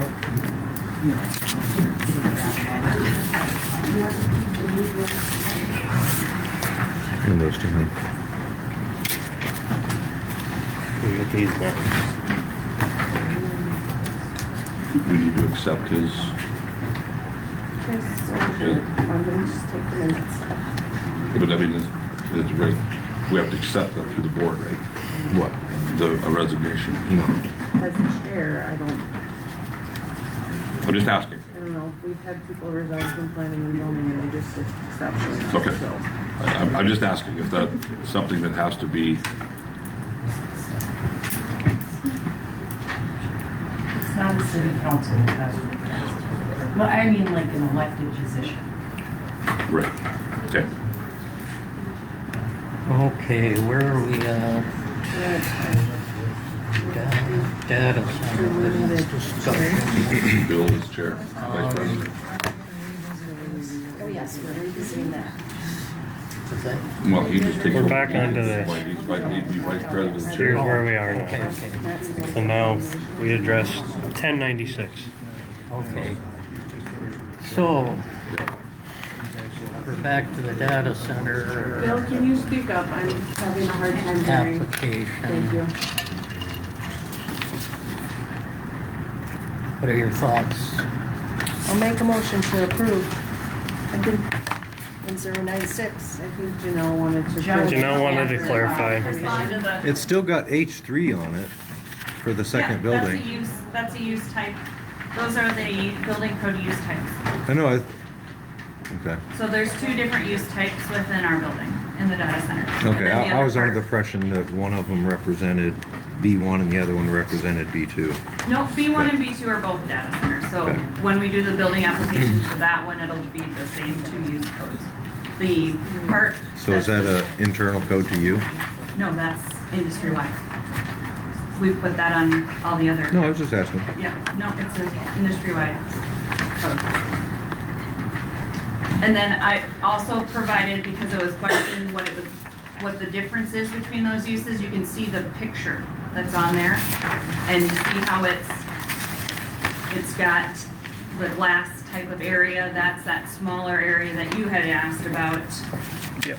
It's like a foyer area. Prettier picture. Yes, it's got security, it's got suites for offices, it's got suites for all sorts of different things. So, and the only change was that first line on the application, changing it from 2 data centers and a security building to 1 data center. That is the only change that was made. They will be 2 separate buildings? There'll be another building permit. They were not ready to submit that building permit yet for the second one. Yeah. And then the only other thing, and I think it'll come at the county, could come at the county commission, maybe you want to make that decision. We can estimate what that value of that permit will be and we can pay for the entirety of it. Otherwise, we do the shell price, which would be the other portion. So I don't know which one of those you want to use to calculate your fee. I think it would be best if you submit an application for each phase, so that way we're not getting confused with what it is that Which we're one were Sure. approving and not approving and, And then we'll need to talk about when one phase is basically the state permits it all. yeah.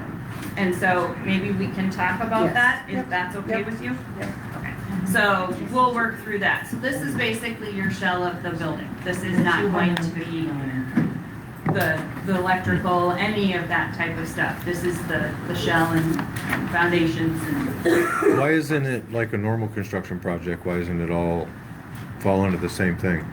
the speed, well, okay, there's 4 different parts, right? And the tenant fit out is separate because that's the tenant who comes in and has their own designs.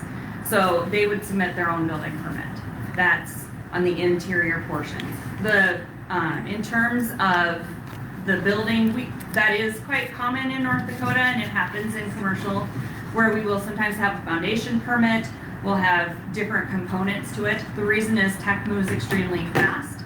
In order for us to be able to get those deliverables to keep this investment grade hyperscaler, in other words, one that's immune to any boom bust type things that could happen, because those large entities are not going to go bankrupt, we've got to deliver it within a certain time period. And we are continuing to review designs with the tenant, with everyone, to determine what the fits are and how to put all the data center part of it together. So that is how these are often built. Well, I understand that.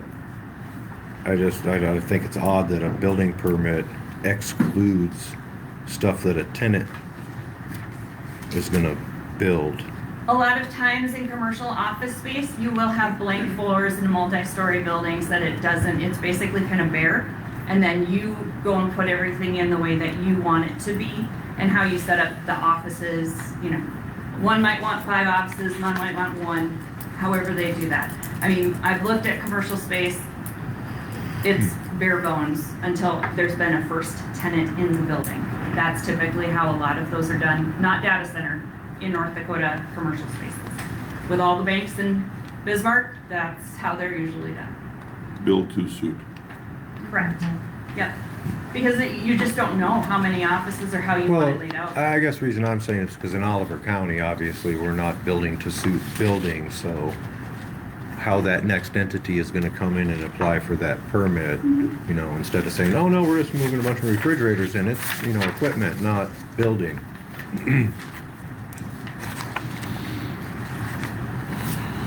Thank you.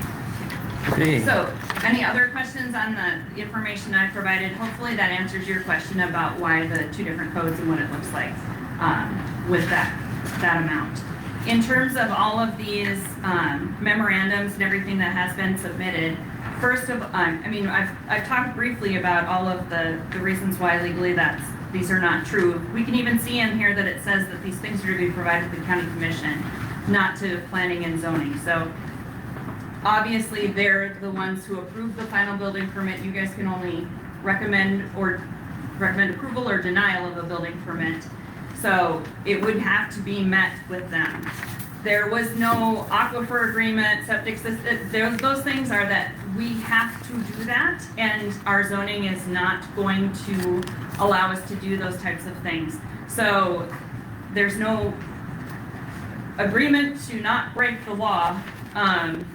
There isn't a separate form, that wasn't what it said. It said if, in other words, our zoning could be in jeopardy if we violated those, if we discharged into an aquifer, if we had a septic that wasn't approved, however it's supposed to be approved. So all of those are there. I think we talked about the fees and that we tried to pay it, but we had questions. Right, so- normally with any other industry that's come through here, they provide those with their building permits. You guys, with the stipulations given at the May 19th meeting saying, give it to the commissioners, has never been done before. So Yep. how this is So we're- working and what the standard operating procedure has been for the way the ordinance procedure goes, this one is different, Okay. noticeably. And it's, yeah, I guess I didn't realize that commissioners could change the process on the fly in meeting. I was not aware of that. So it wasn't changing any process. They followed the law and the state's attorney has agreed with that. I would note to the board that under Century Code 44-04-22, any of you acting in a legislative, judicial, or quasi-judicial capacity, if you have a personal interest in the matter, personal, if you have testified or provided information personally, you must disclose that fact to the body, and the majority of the rest of the body must vote whether to allow you to vote or participate on that matter. Looking at this, it was signed both for your board, Matthew Wilkins as the chairman on behalf of the board, and then also It says that? affected citizen, which is a personal fact finding. If you're in a judicial, the judge can't go and investigate the crime and then determine if someone's So I don't guilty. think this is the appropriate place to stipulate these. This is a totally separate issue. Like you said, you have cause for it, but I don't understand what these have to do with. You said the it's on meeting. the record for our matter. Right, right. Yep, so that has been raised, and I do believe the next step is for the rest, because it has stated that he has personally provided fact-finding information. So I do believe your next step, and I can provide you with that Century Code. I know I just read it off really fast, and lawyers do that, and I'm sorry. But I can provide you the copy up. The next thing would be that the majority of the board must consent for Matthew Wilkins to participate further or vote in the decision. Would be. What are you accusing them of? Yeah, that's what I'm trying to figure out. If you have done investigative things and you said you're testifying as an individual, you can't Who's also act as testifying? a judicial. You filed documents that were your That's creation. not testifying at our board meeting. That document being sent out doesn't have precedence in this conversation here. Actually, I think it I does. think it does. No, that was a totally different document. That was an objection that we discussed at the beginning, not these additional documents. She brought those up. I only presented the one. Right. I presented the objection. But you did it Okay. on behalf of the board. No, I didn't. It says Matt Wilkins at the end. It doesn't say the board. Okay. It says me of the Planning and Zoning Board. That's we've what the signature line litigated says. this to death. Let's move on. Thank you. Bill, just say, the only thing I can ask is if there's a personal conflict of interest, that you took it upon yourself to send this letter. Is it a personal agenda towards Applied Digital? Or is it on behalf of the board? If it's a personal, How is it personal? because you've done it and sent it and signed it yourself And we don't know without anything any, about it. without any communication between the board. So I feel it's a conflict of interest because it's a Yeah, personal I think agenda. this is where we would need an attorney because you guys are making accusations We and don't have an analysis. attorney here. No, so I let's understand just that. Move on. I understand that. Let's move on. Anybody else? Are we still, We have to do a public hearing for that particular. for which, I know, but I mean for the application. Yeah, I mean, yeah, I think he's trying to figure out if anybody else is talking. He's talking. Okay, there's no one else here that, in this, Are you able to step in? with comments on the, could we have a motion? Hold on, Bill. Patrick is confirmed. Patrick, We have Bill, we have Pat. Brandon. Can we put you on speaker, Patrick? Sorry. Say again? Sure, that would be just fine. Go ahead, Bradley. Troy had the question. My question, Patrick, with the letter that was received, that was sent to Applied Digital, does that become a personal conflict with Matt Wilkins? And does it constitute him being allowed to vote on their Applied Digital permit? Because he took it upon himself, so it's a personal agenda. He keeps stating that it's not the Planning and Zoning Board, but Planning and Zoning Board was listed on that paperwork. So, it was still a personal letter. Does that void him from being able to vote on their application? He doesn't have a copy of this. So, a conflict of interest is identified by an individual, right? So the initial burden of discussing a conflict of interest is based upon an individual who discloses that conflict of interest. Once a conflict is disclosed, then the remaining members have the opportunity to vote on whether to allow that person with a disclosed conflict of interest to can be a part of a discussion or to vote on the issue. And so it's a little, I guess I don't understand completely what your question is. Can you? Do you want me to give the citation to him that I listed? Would that help you? Well, I guess, just a second, Joe. I guess my question is, since this letter was sent, since this letter was received by Applied Digital, and it was sent by Matt Wilkins, but at the top of it, it also named the Planning and Zoning Board, which we had no prior knowledge of this letter being sent. But at the same time, Mr. Wilkins keeps saying that it was not in regards to the Planning and Zoning Board. It was upon himself to do this. So I read the letter that he sent, and there was clearly something that was stated with him representing himself out to be the Planning and Zoning Chair. To begin with, I'm going to say that in no uncertain terms that the opinions expressed by Mr. Wilkins are not shared by the county. The assertions made in the email where Mr. Wilkins made statements of fact and law are not shared by the county, nor does Mr. Wilkins have any authority whatsoever to bind the county into anything that he put in there.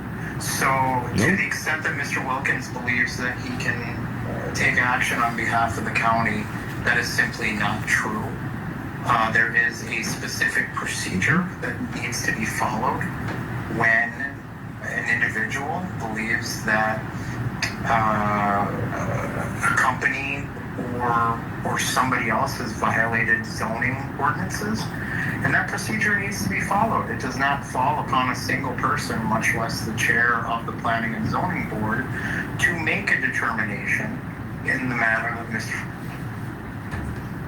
Mr. Wilkins did. He's been previously warned not to do before, and what Mr. Wilkins did created significant liability for the county. So to the extent that anything that Mr. Wilkins has said to Applied Digital reflects the view of the county is not the case. It is an incorrect recitation of fact and law, what Mr. Wilkins outlined. And I think that it was misconduct on his part to engage in the behavior that he did. So to the extent that I can distance the county from the statements made by Mr. Wilkins, I am doing so because on a legal basis that needs to happen.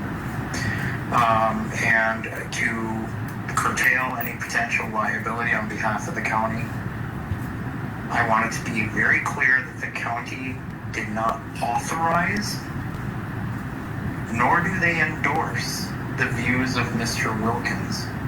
And Mr. Wilkins making those comments on behalf of the county under the color of being the chairperson for the Planning and Zoning Commission was wholly improper.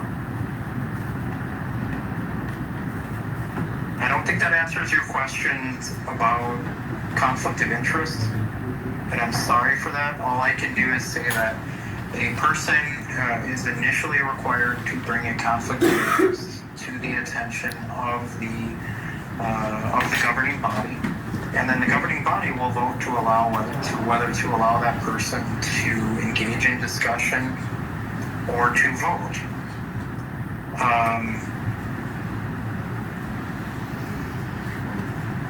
And that's what I have for you. Thank you. Thank you, Pat.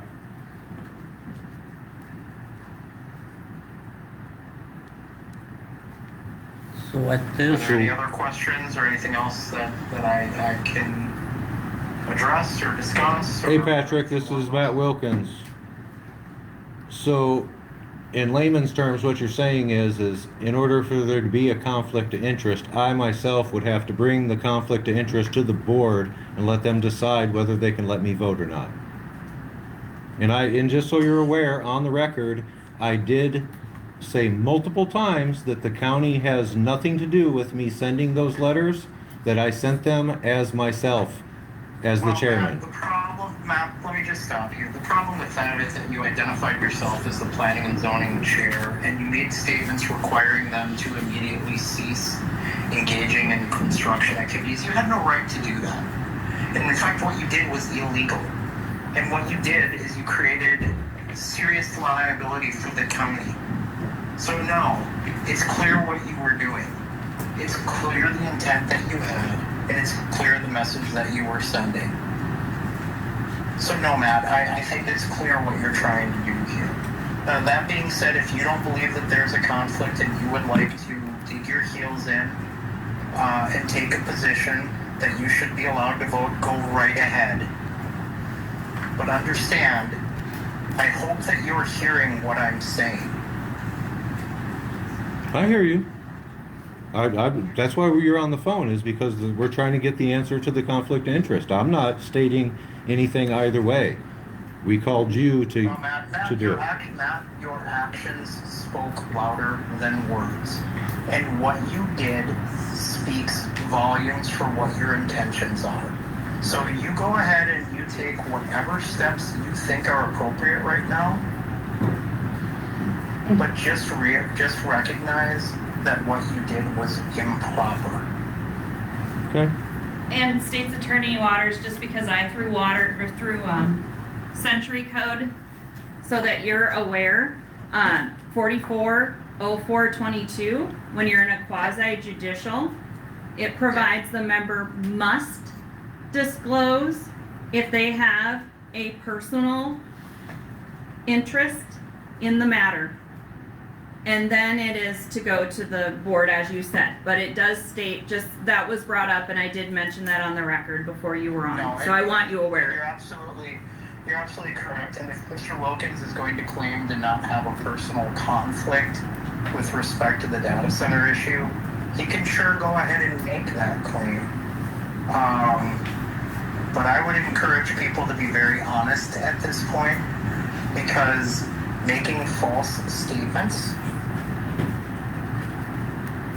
may cause some significant problems in the future.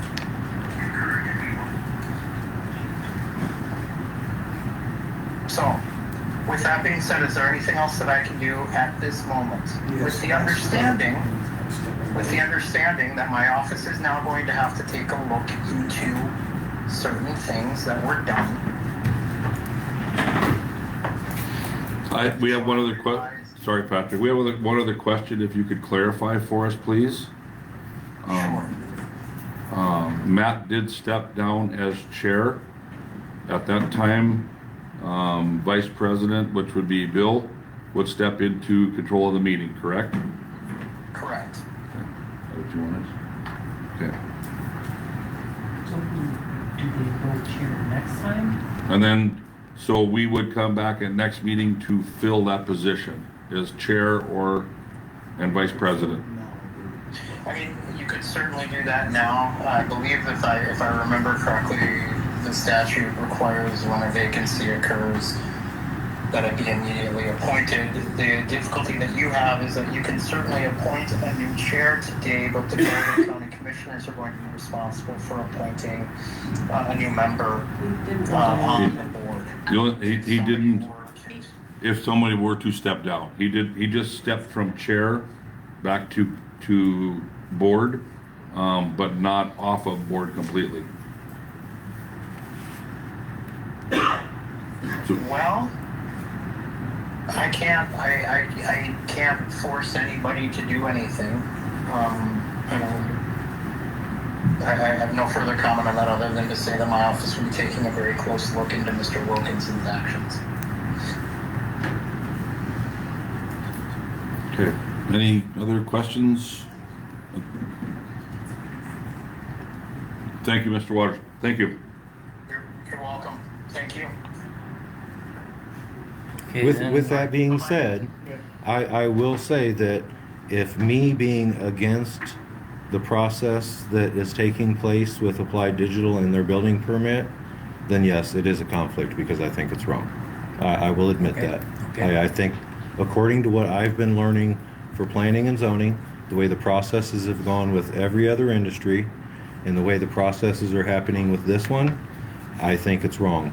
Personally, from a personal perspective, being a member of a group that is supposed to be unbiased and fair to everybody in all industries. So yes, it is a conflict because I personally think it's not right. I would suggest that we vote on whether Matt can vote on this application. I'll recuse my vote. You don't even have to vote on it. Okay. What's up, I Waters? think you have to vote. You can vote on it anyway, but I'm He recusing. didn't let you recuse so it's not. yourself It's the not a last time. first. Yeah, no kidding. He didn't let you recuse yourself when it came to an exterior window. True. On the wind ordinance. Yep. So we can't we have to vote. Okay. Well, doesn't that have, we all have to decide just on one person, right? No, it's a vote. It's a vote on whether or not Matt can You discuss have to make a and vote motion, on this second it. permit. Somebody make a motion for or against Matt. I think it's automatic, you don't have to. He disclosed it, your statute easier. says you have to vote on whether they can participate or vote on the matter. That's what the statute says. Roll call vote. Linda. Yes. Joey. Motion in a second. Gary. Yes. Troy. So Jade, go ahead. We don't have an actual motion. Who made the motion? We don't have a And the motion. century We didn't code have says that that. you have to. That says on there that the next step, once it's disclosed, they must then vote on Okay. whether to participate or vote on the particular matter. Okay, so It's there under doesn't the need to century be a code. motion. You're good. If you need Okay. the code, I can give it to you. Nope, that's fine. I'm just, Yeah, I know, it's a weird process, I know. voting on something without a motion just Feels doesn't, it doesn't feel right. so. I just want clarification, yes and no. What, Yes means he would be can able to talk vote on it, and he no can vote. talk and vote on a yes vote, no means he is Not allowed to. not allowed. Okay, I just wanted clarification so everybody was on the same page as to what yes and no meant, He can talk and view his opinion but just no vote. if that's what you decide. So what do you vote, Troy? I vote no. And Cassie? Yes. So 1, 2, 3. We can't hear what you're saying. Motion or the vote is to allow Matt to vote. Okay. We do have Yes. a couple Yes, more. no, just every other. Yeah. So that is 3-2. To allow. Yeah, you have to have 4 would vote for it, right? We do have Majority. another comment card. Brad? Yeah, 3. Well, but some of there's them are on that 6 of board. you, so No, that's majority Brad is Dahl. 4. That one was Brad Dahl. He doesn't get a vote on his Correct. own. 6 He though? doesn't get a vote. Yes, he does. Yes, Does he he? does. Okay, still then gets- Bill, Bill still you have resolves to to vote. close his vote. I was wrong. You have to vote. You have a vote On against his, two, Bill. yes.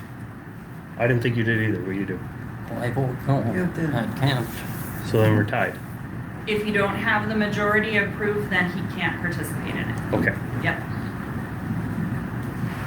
We do have some comment cards here. So Bill again. voted no. But he does not get to vote. Yes, he Yes. does. Here, correct. Yep, he does. Chair gets to vote. Yep. All he is acting vice president tonight. He's not chair. Can we move on? Brad Neckley. I just have one question on this application on the very top. It says current use of agriculture, current zoning. Oh, have you brought that? But I thought you stated. All the way out. Just go through that with my Dave. The current use stays until there is an industrial use that happens. So agriculture stays as a use until the industrial actually occurs. That's under century code. And she also put it in the comments as well. That's a presumption But in North current Dakota. zoning is still agriculture. I mean, the zoning has been allowed to be industrial with conditions. But the use, I'm What? not able to change the use to industrial until I get a building permit. Yeah, once the building permit Yeah. goes through commission, if they approve, then it switches to the conditions of the industrial. It's agriculture. Yep. Currently, it's still in an agricultural Yeah, that's the state. use. So once the building permit would be accepted, then it rezones to industrial. Currently, it is not. Currently, it's on an agricultural But application. the building permit is what enables that to Yep, happen. and then once that, if that finishes, then it goes back to, over to an industrial zone. But they can't change it without a building permit. Oh, you can. Oh, those two? He was just asking what Brad wanted. I didn't fill the bottom of my card, and he wanted to know where I wanted to speak.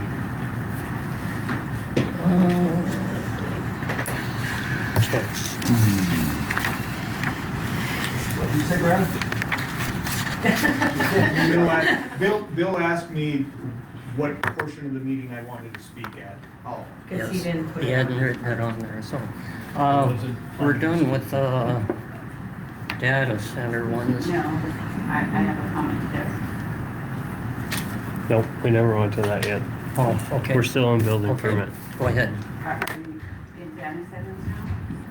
No, No, we're it's on the the building permit. They haven't We had have the to, building we have to Yeah, vote we're on done You with that. have to act on the building permit. We gotta Yep. vote on it yet. We need to Yeah, vote on it. I know we have to vote on it, but we're done with the comments on the building permit.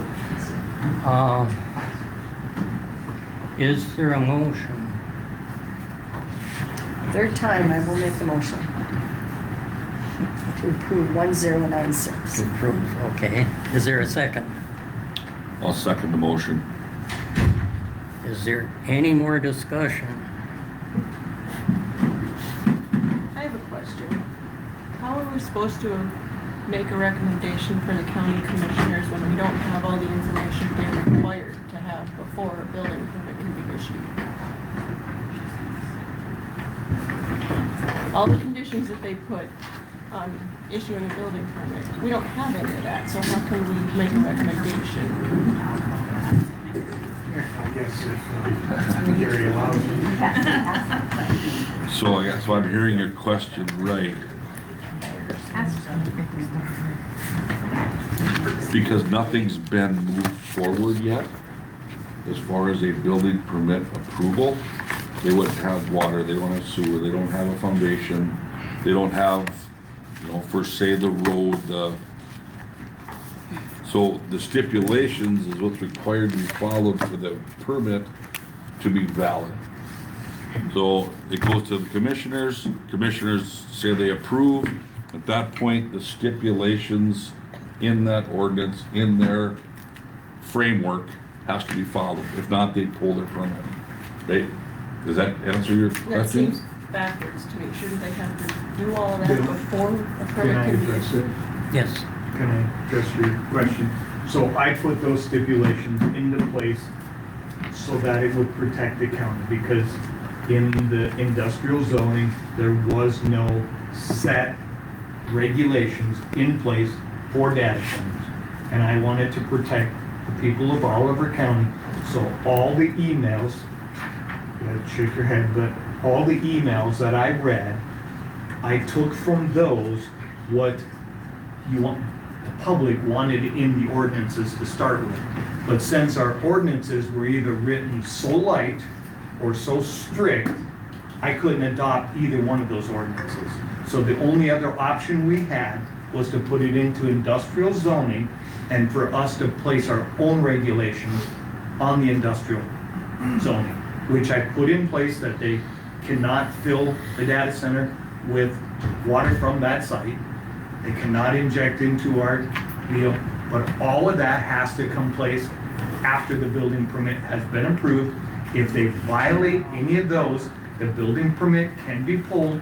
When it comes to the noise ordinance, if they exceed the noise ordinance, once the building is up and operational, they will have to do corrective action to bring those noise ordinances back into our regulations.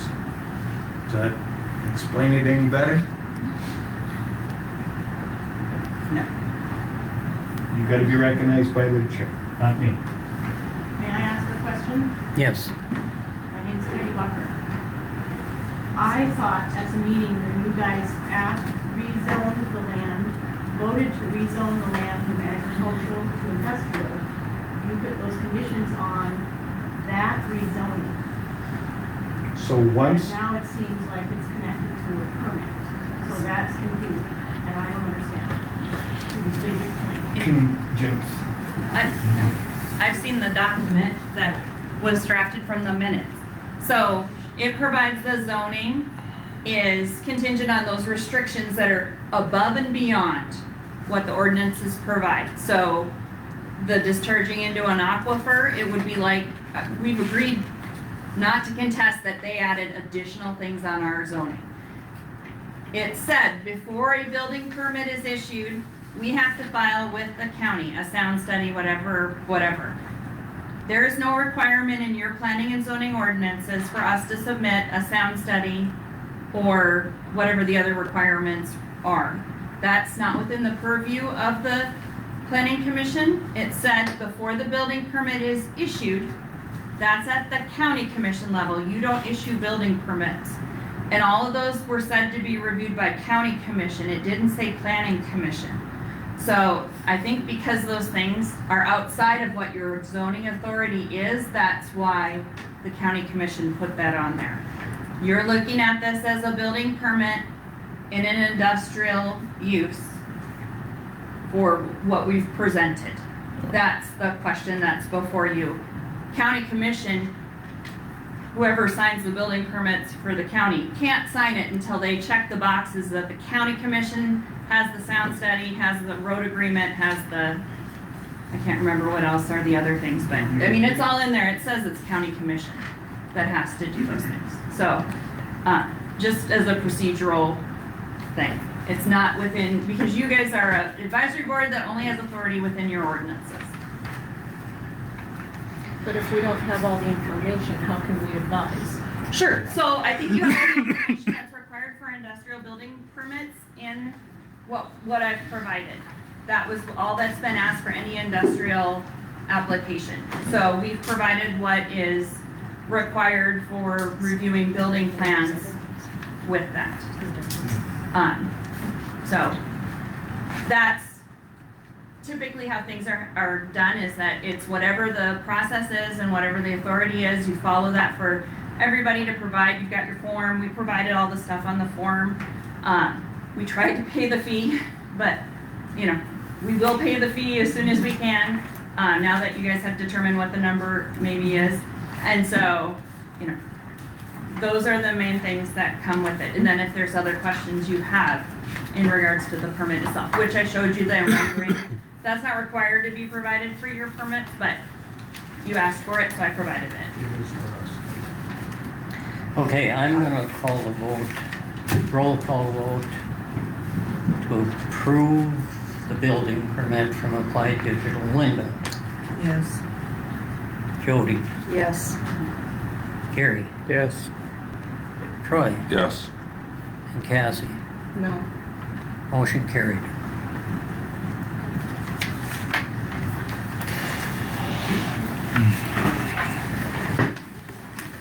Okay, we still have ordinance discussion.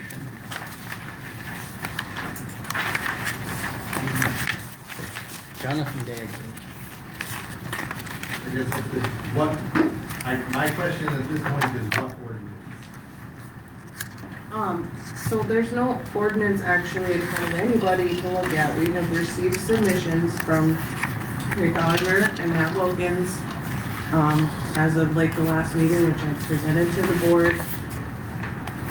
When an, ordinance amendment or an ordinance is received, I have to give it to the board. Now the question becomes, because of the motion that was made in March, the state's attorney was supposed to write the data center ordinances, which Patrick did make a draft of. I provided that at the last meeting. I think there's been 2 meetings. There's a lot of confusion as to what role planning and zoning plays in that. Kind of trying to get clarification. We have drafts. What the board does and what the commission does. Just giving you the information. So tonight is the one from Rick Azarian and then the ones from Matt. I didn't have the one from Patrick, but you guys probably have gotten like 15 copies of that over the last several meetings. But we're just having discussion tonight? It's just Yeah, discussion. just There's discussion. nothing, Just I mean, discussion. there's really nothing in front of you to do or vote on or anything because we don't Yeah. have a draft that's even. I guess what we're asking is what are the next steps? Like, can you guys vote?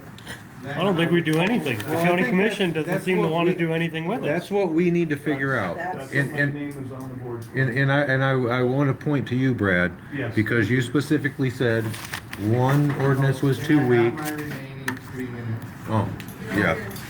I apologize. Okay, so the reason I asked what ordinance is because we don't know. And to me, as a citizen, this is all backwards. You're making decisions that should be made after the ordinance is in place. It's all backwards compared to how you treat all of us as citizens. This whole process is backwards.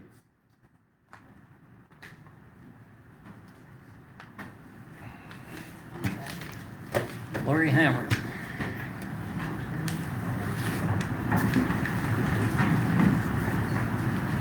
First of all, Matt, I want to thank you for the courage that you have to speak out and object to what Applied Digital is doing in our county. I 100% support you. Thank you. Thank you. As a citizen, we have rights to do that. The level of chaos here is indicative of how this entire process has gone. As a citizen of Oliver County, this is such an embarrassment to watch. This is what happens when you lift the moratorium, you have no ordinance. Applied Digital has not fulfilled Commissioner Dahl's conditions that were required before receiving a permit, and now Applied Digital feels free to do whatever they want to do in our community. And it feels like Applied Digital's is, the lawyer is the boss of you. And that is my fear for our county. They now own you. I also wonder why Commissioner Dahl is still sitting at the table when Chairman Wilkins respectfully asked you to remember that you are not a member of the P&Z board. To Twice. You demand our respect, and yet you give none. Throughout these months, we have raised so many questions regarding our health and safety concerns, and now we are witnessing such a complete disregard for a process that's supposed to give us trust in the people who determine our fate. You need to do better. We expect better. Thank you, Commissioner. Chairman Wilkins.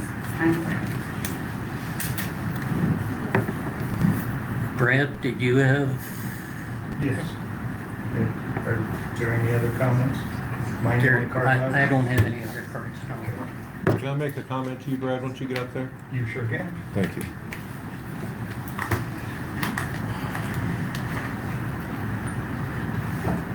Got a question that's just for clarification. Okay. This all started out to where we were originally asked to create and develop ordinances for these various industries. We worked on those. Yes, you did.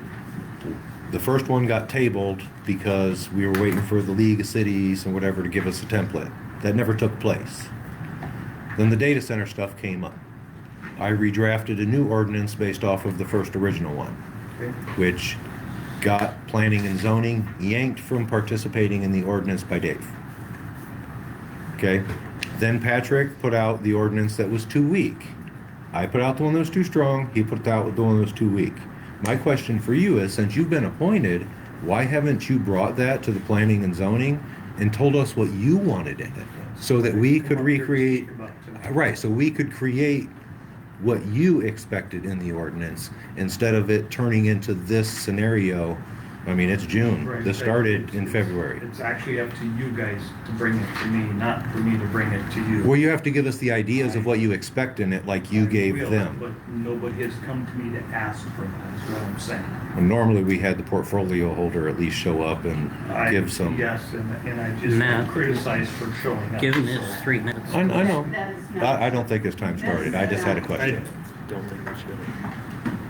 You just stated Matt Wilkins asked me not to be part of the board, did you not? But anyhow, I'm gonna speak my 3 minutes if you don't mind. So, first of all, Applied Digital has not got a permit. That's why they haven't got all the stuff in place yet that I asked them to do. They are not receiving a building permit tonight, so everybody is under that understanding, okay? It still has to come through the commissioners, and they still have to follow all the rules we put into place. So those, what you stated there was also misrepresented. But now I would like to address the Planning and Zoning Board, because as an ordinance, what I would like to see myself, since I guess it's my portfolio now because they've resigned from it, I didn't ask for it, but what I would like to see in ordinance is when you guys write an ordinance, that the board sits down as a group and you don't just vote on that ordinance, yes or no. You go through it line by line, you decide what you want in the ordinance and what you do not want in the ordinance. So when you present it to the commissioners, it's something that you all want, you all agree on, and then we can vote on it. You writing an ordinance that's 30-some pages that kills every project in Oliver County, I can't vote that in. Patrick Waters writing one that doesn't cover and protect anybody in the county, I can't vote that in. You guys are the ones that are set up to put the ordinances in place, the stipulations in those ordinances, and you guys vote on them and present them to us to vote on. That's what I would like to see moving forward. And a lot of these ordinances we already have in place need to be rewritten. They don't cover us. Battery storage, 500 feet off everybody's property line? No, I can't agree with that, but the ordinance is already in place. Somebody files a building permit tomorrow, you can't stop it. So these ordinances need to be relooked at. And what I would like to see you guys do is go through them line item by line item, pick out the good stuff, nix the bad stuff, and then present it to the commissioners. That's what I'd like to say. Thank you. With that being said, we did try that. NextEra brought 6 attorneys into our meeting and redlined our ordinance. I heard that, but I can honestly tell you I was not part of that. No, I understand. Okay. That's how it happened before. That's why Okay, we ended so up with the what- weak ordinances. What I did with putting the things in place was to try and protect the public. I wasn't doing it to let Applied Digital do anything. We needed ordinances in place and we couldn't get the ordinances agreed on, so we moved forward. You cannot ask me a question, it has to go through. Go ahead, Larry. May I ask Commissioner Yes. Dahl a question? Yes. Do I need to go to the podium? No, do I need to go to the podium to ask the It's question? up to you. I am wondering why, if you say now, why are you saying now we need ordinances? For months, us citizens, we were told we would have citizen input. We were trying to write an And I ordinance. took your input. You lifted the moratorium before we had an ordinance because you wanted to move forward. Why are you now saying Because need we to had sit months- down? Let me finish, Okay. please. Now you're saying we need to sit down and write a really good ordinance. I agree with Mr. Deck. It's completely backwards. Why are you now saying we need an ordinance to figure out all of this chaos? Because we've always need ordinances moving forward, but the ordinances were not coming from planning and zoning that would work for anybody in Oliver County. They didn't need to come from planning and zoning. The citizens, anybody was allowed to submit. Yes, yes. So why are you saying they needed to come from planning and zoning? Because according to our century code, it's supposed to go to planning and zoning first. They review it, they take public input, they write an ordinance, they send it to Patrick Waters, he puts his legal touches on it, and then it comes to the commissioners to vote on it. So because, okay, so let's pretend that's the process. None of that happened, and now Applied Digital is the boss of you. The boss of me? The boss of all of us. They are running this show. No. They haven't even received a building permit yet, so I don't know how you perceive that they're running the show. You're all looking to their lawyer for answers. Because our lawyer was not present. When I finally got a hold of the lawyer, he gave us the answers we asked him. But thank you for your time. With that, I think we're done. I'm gonna adjourn this meeting.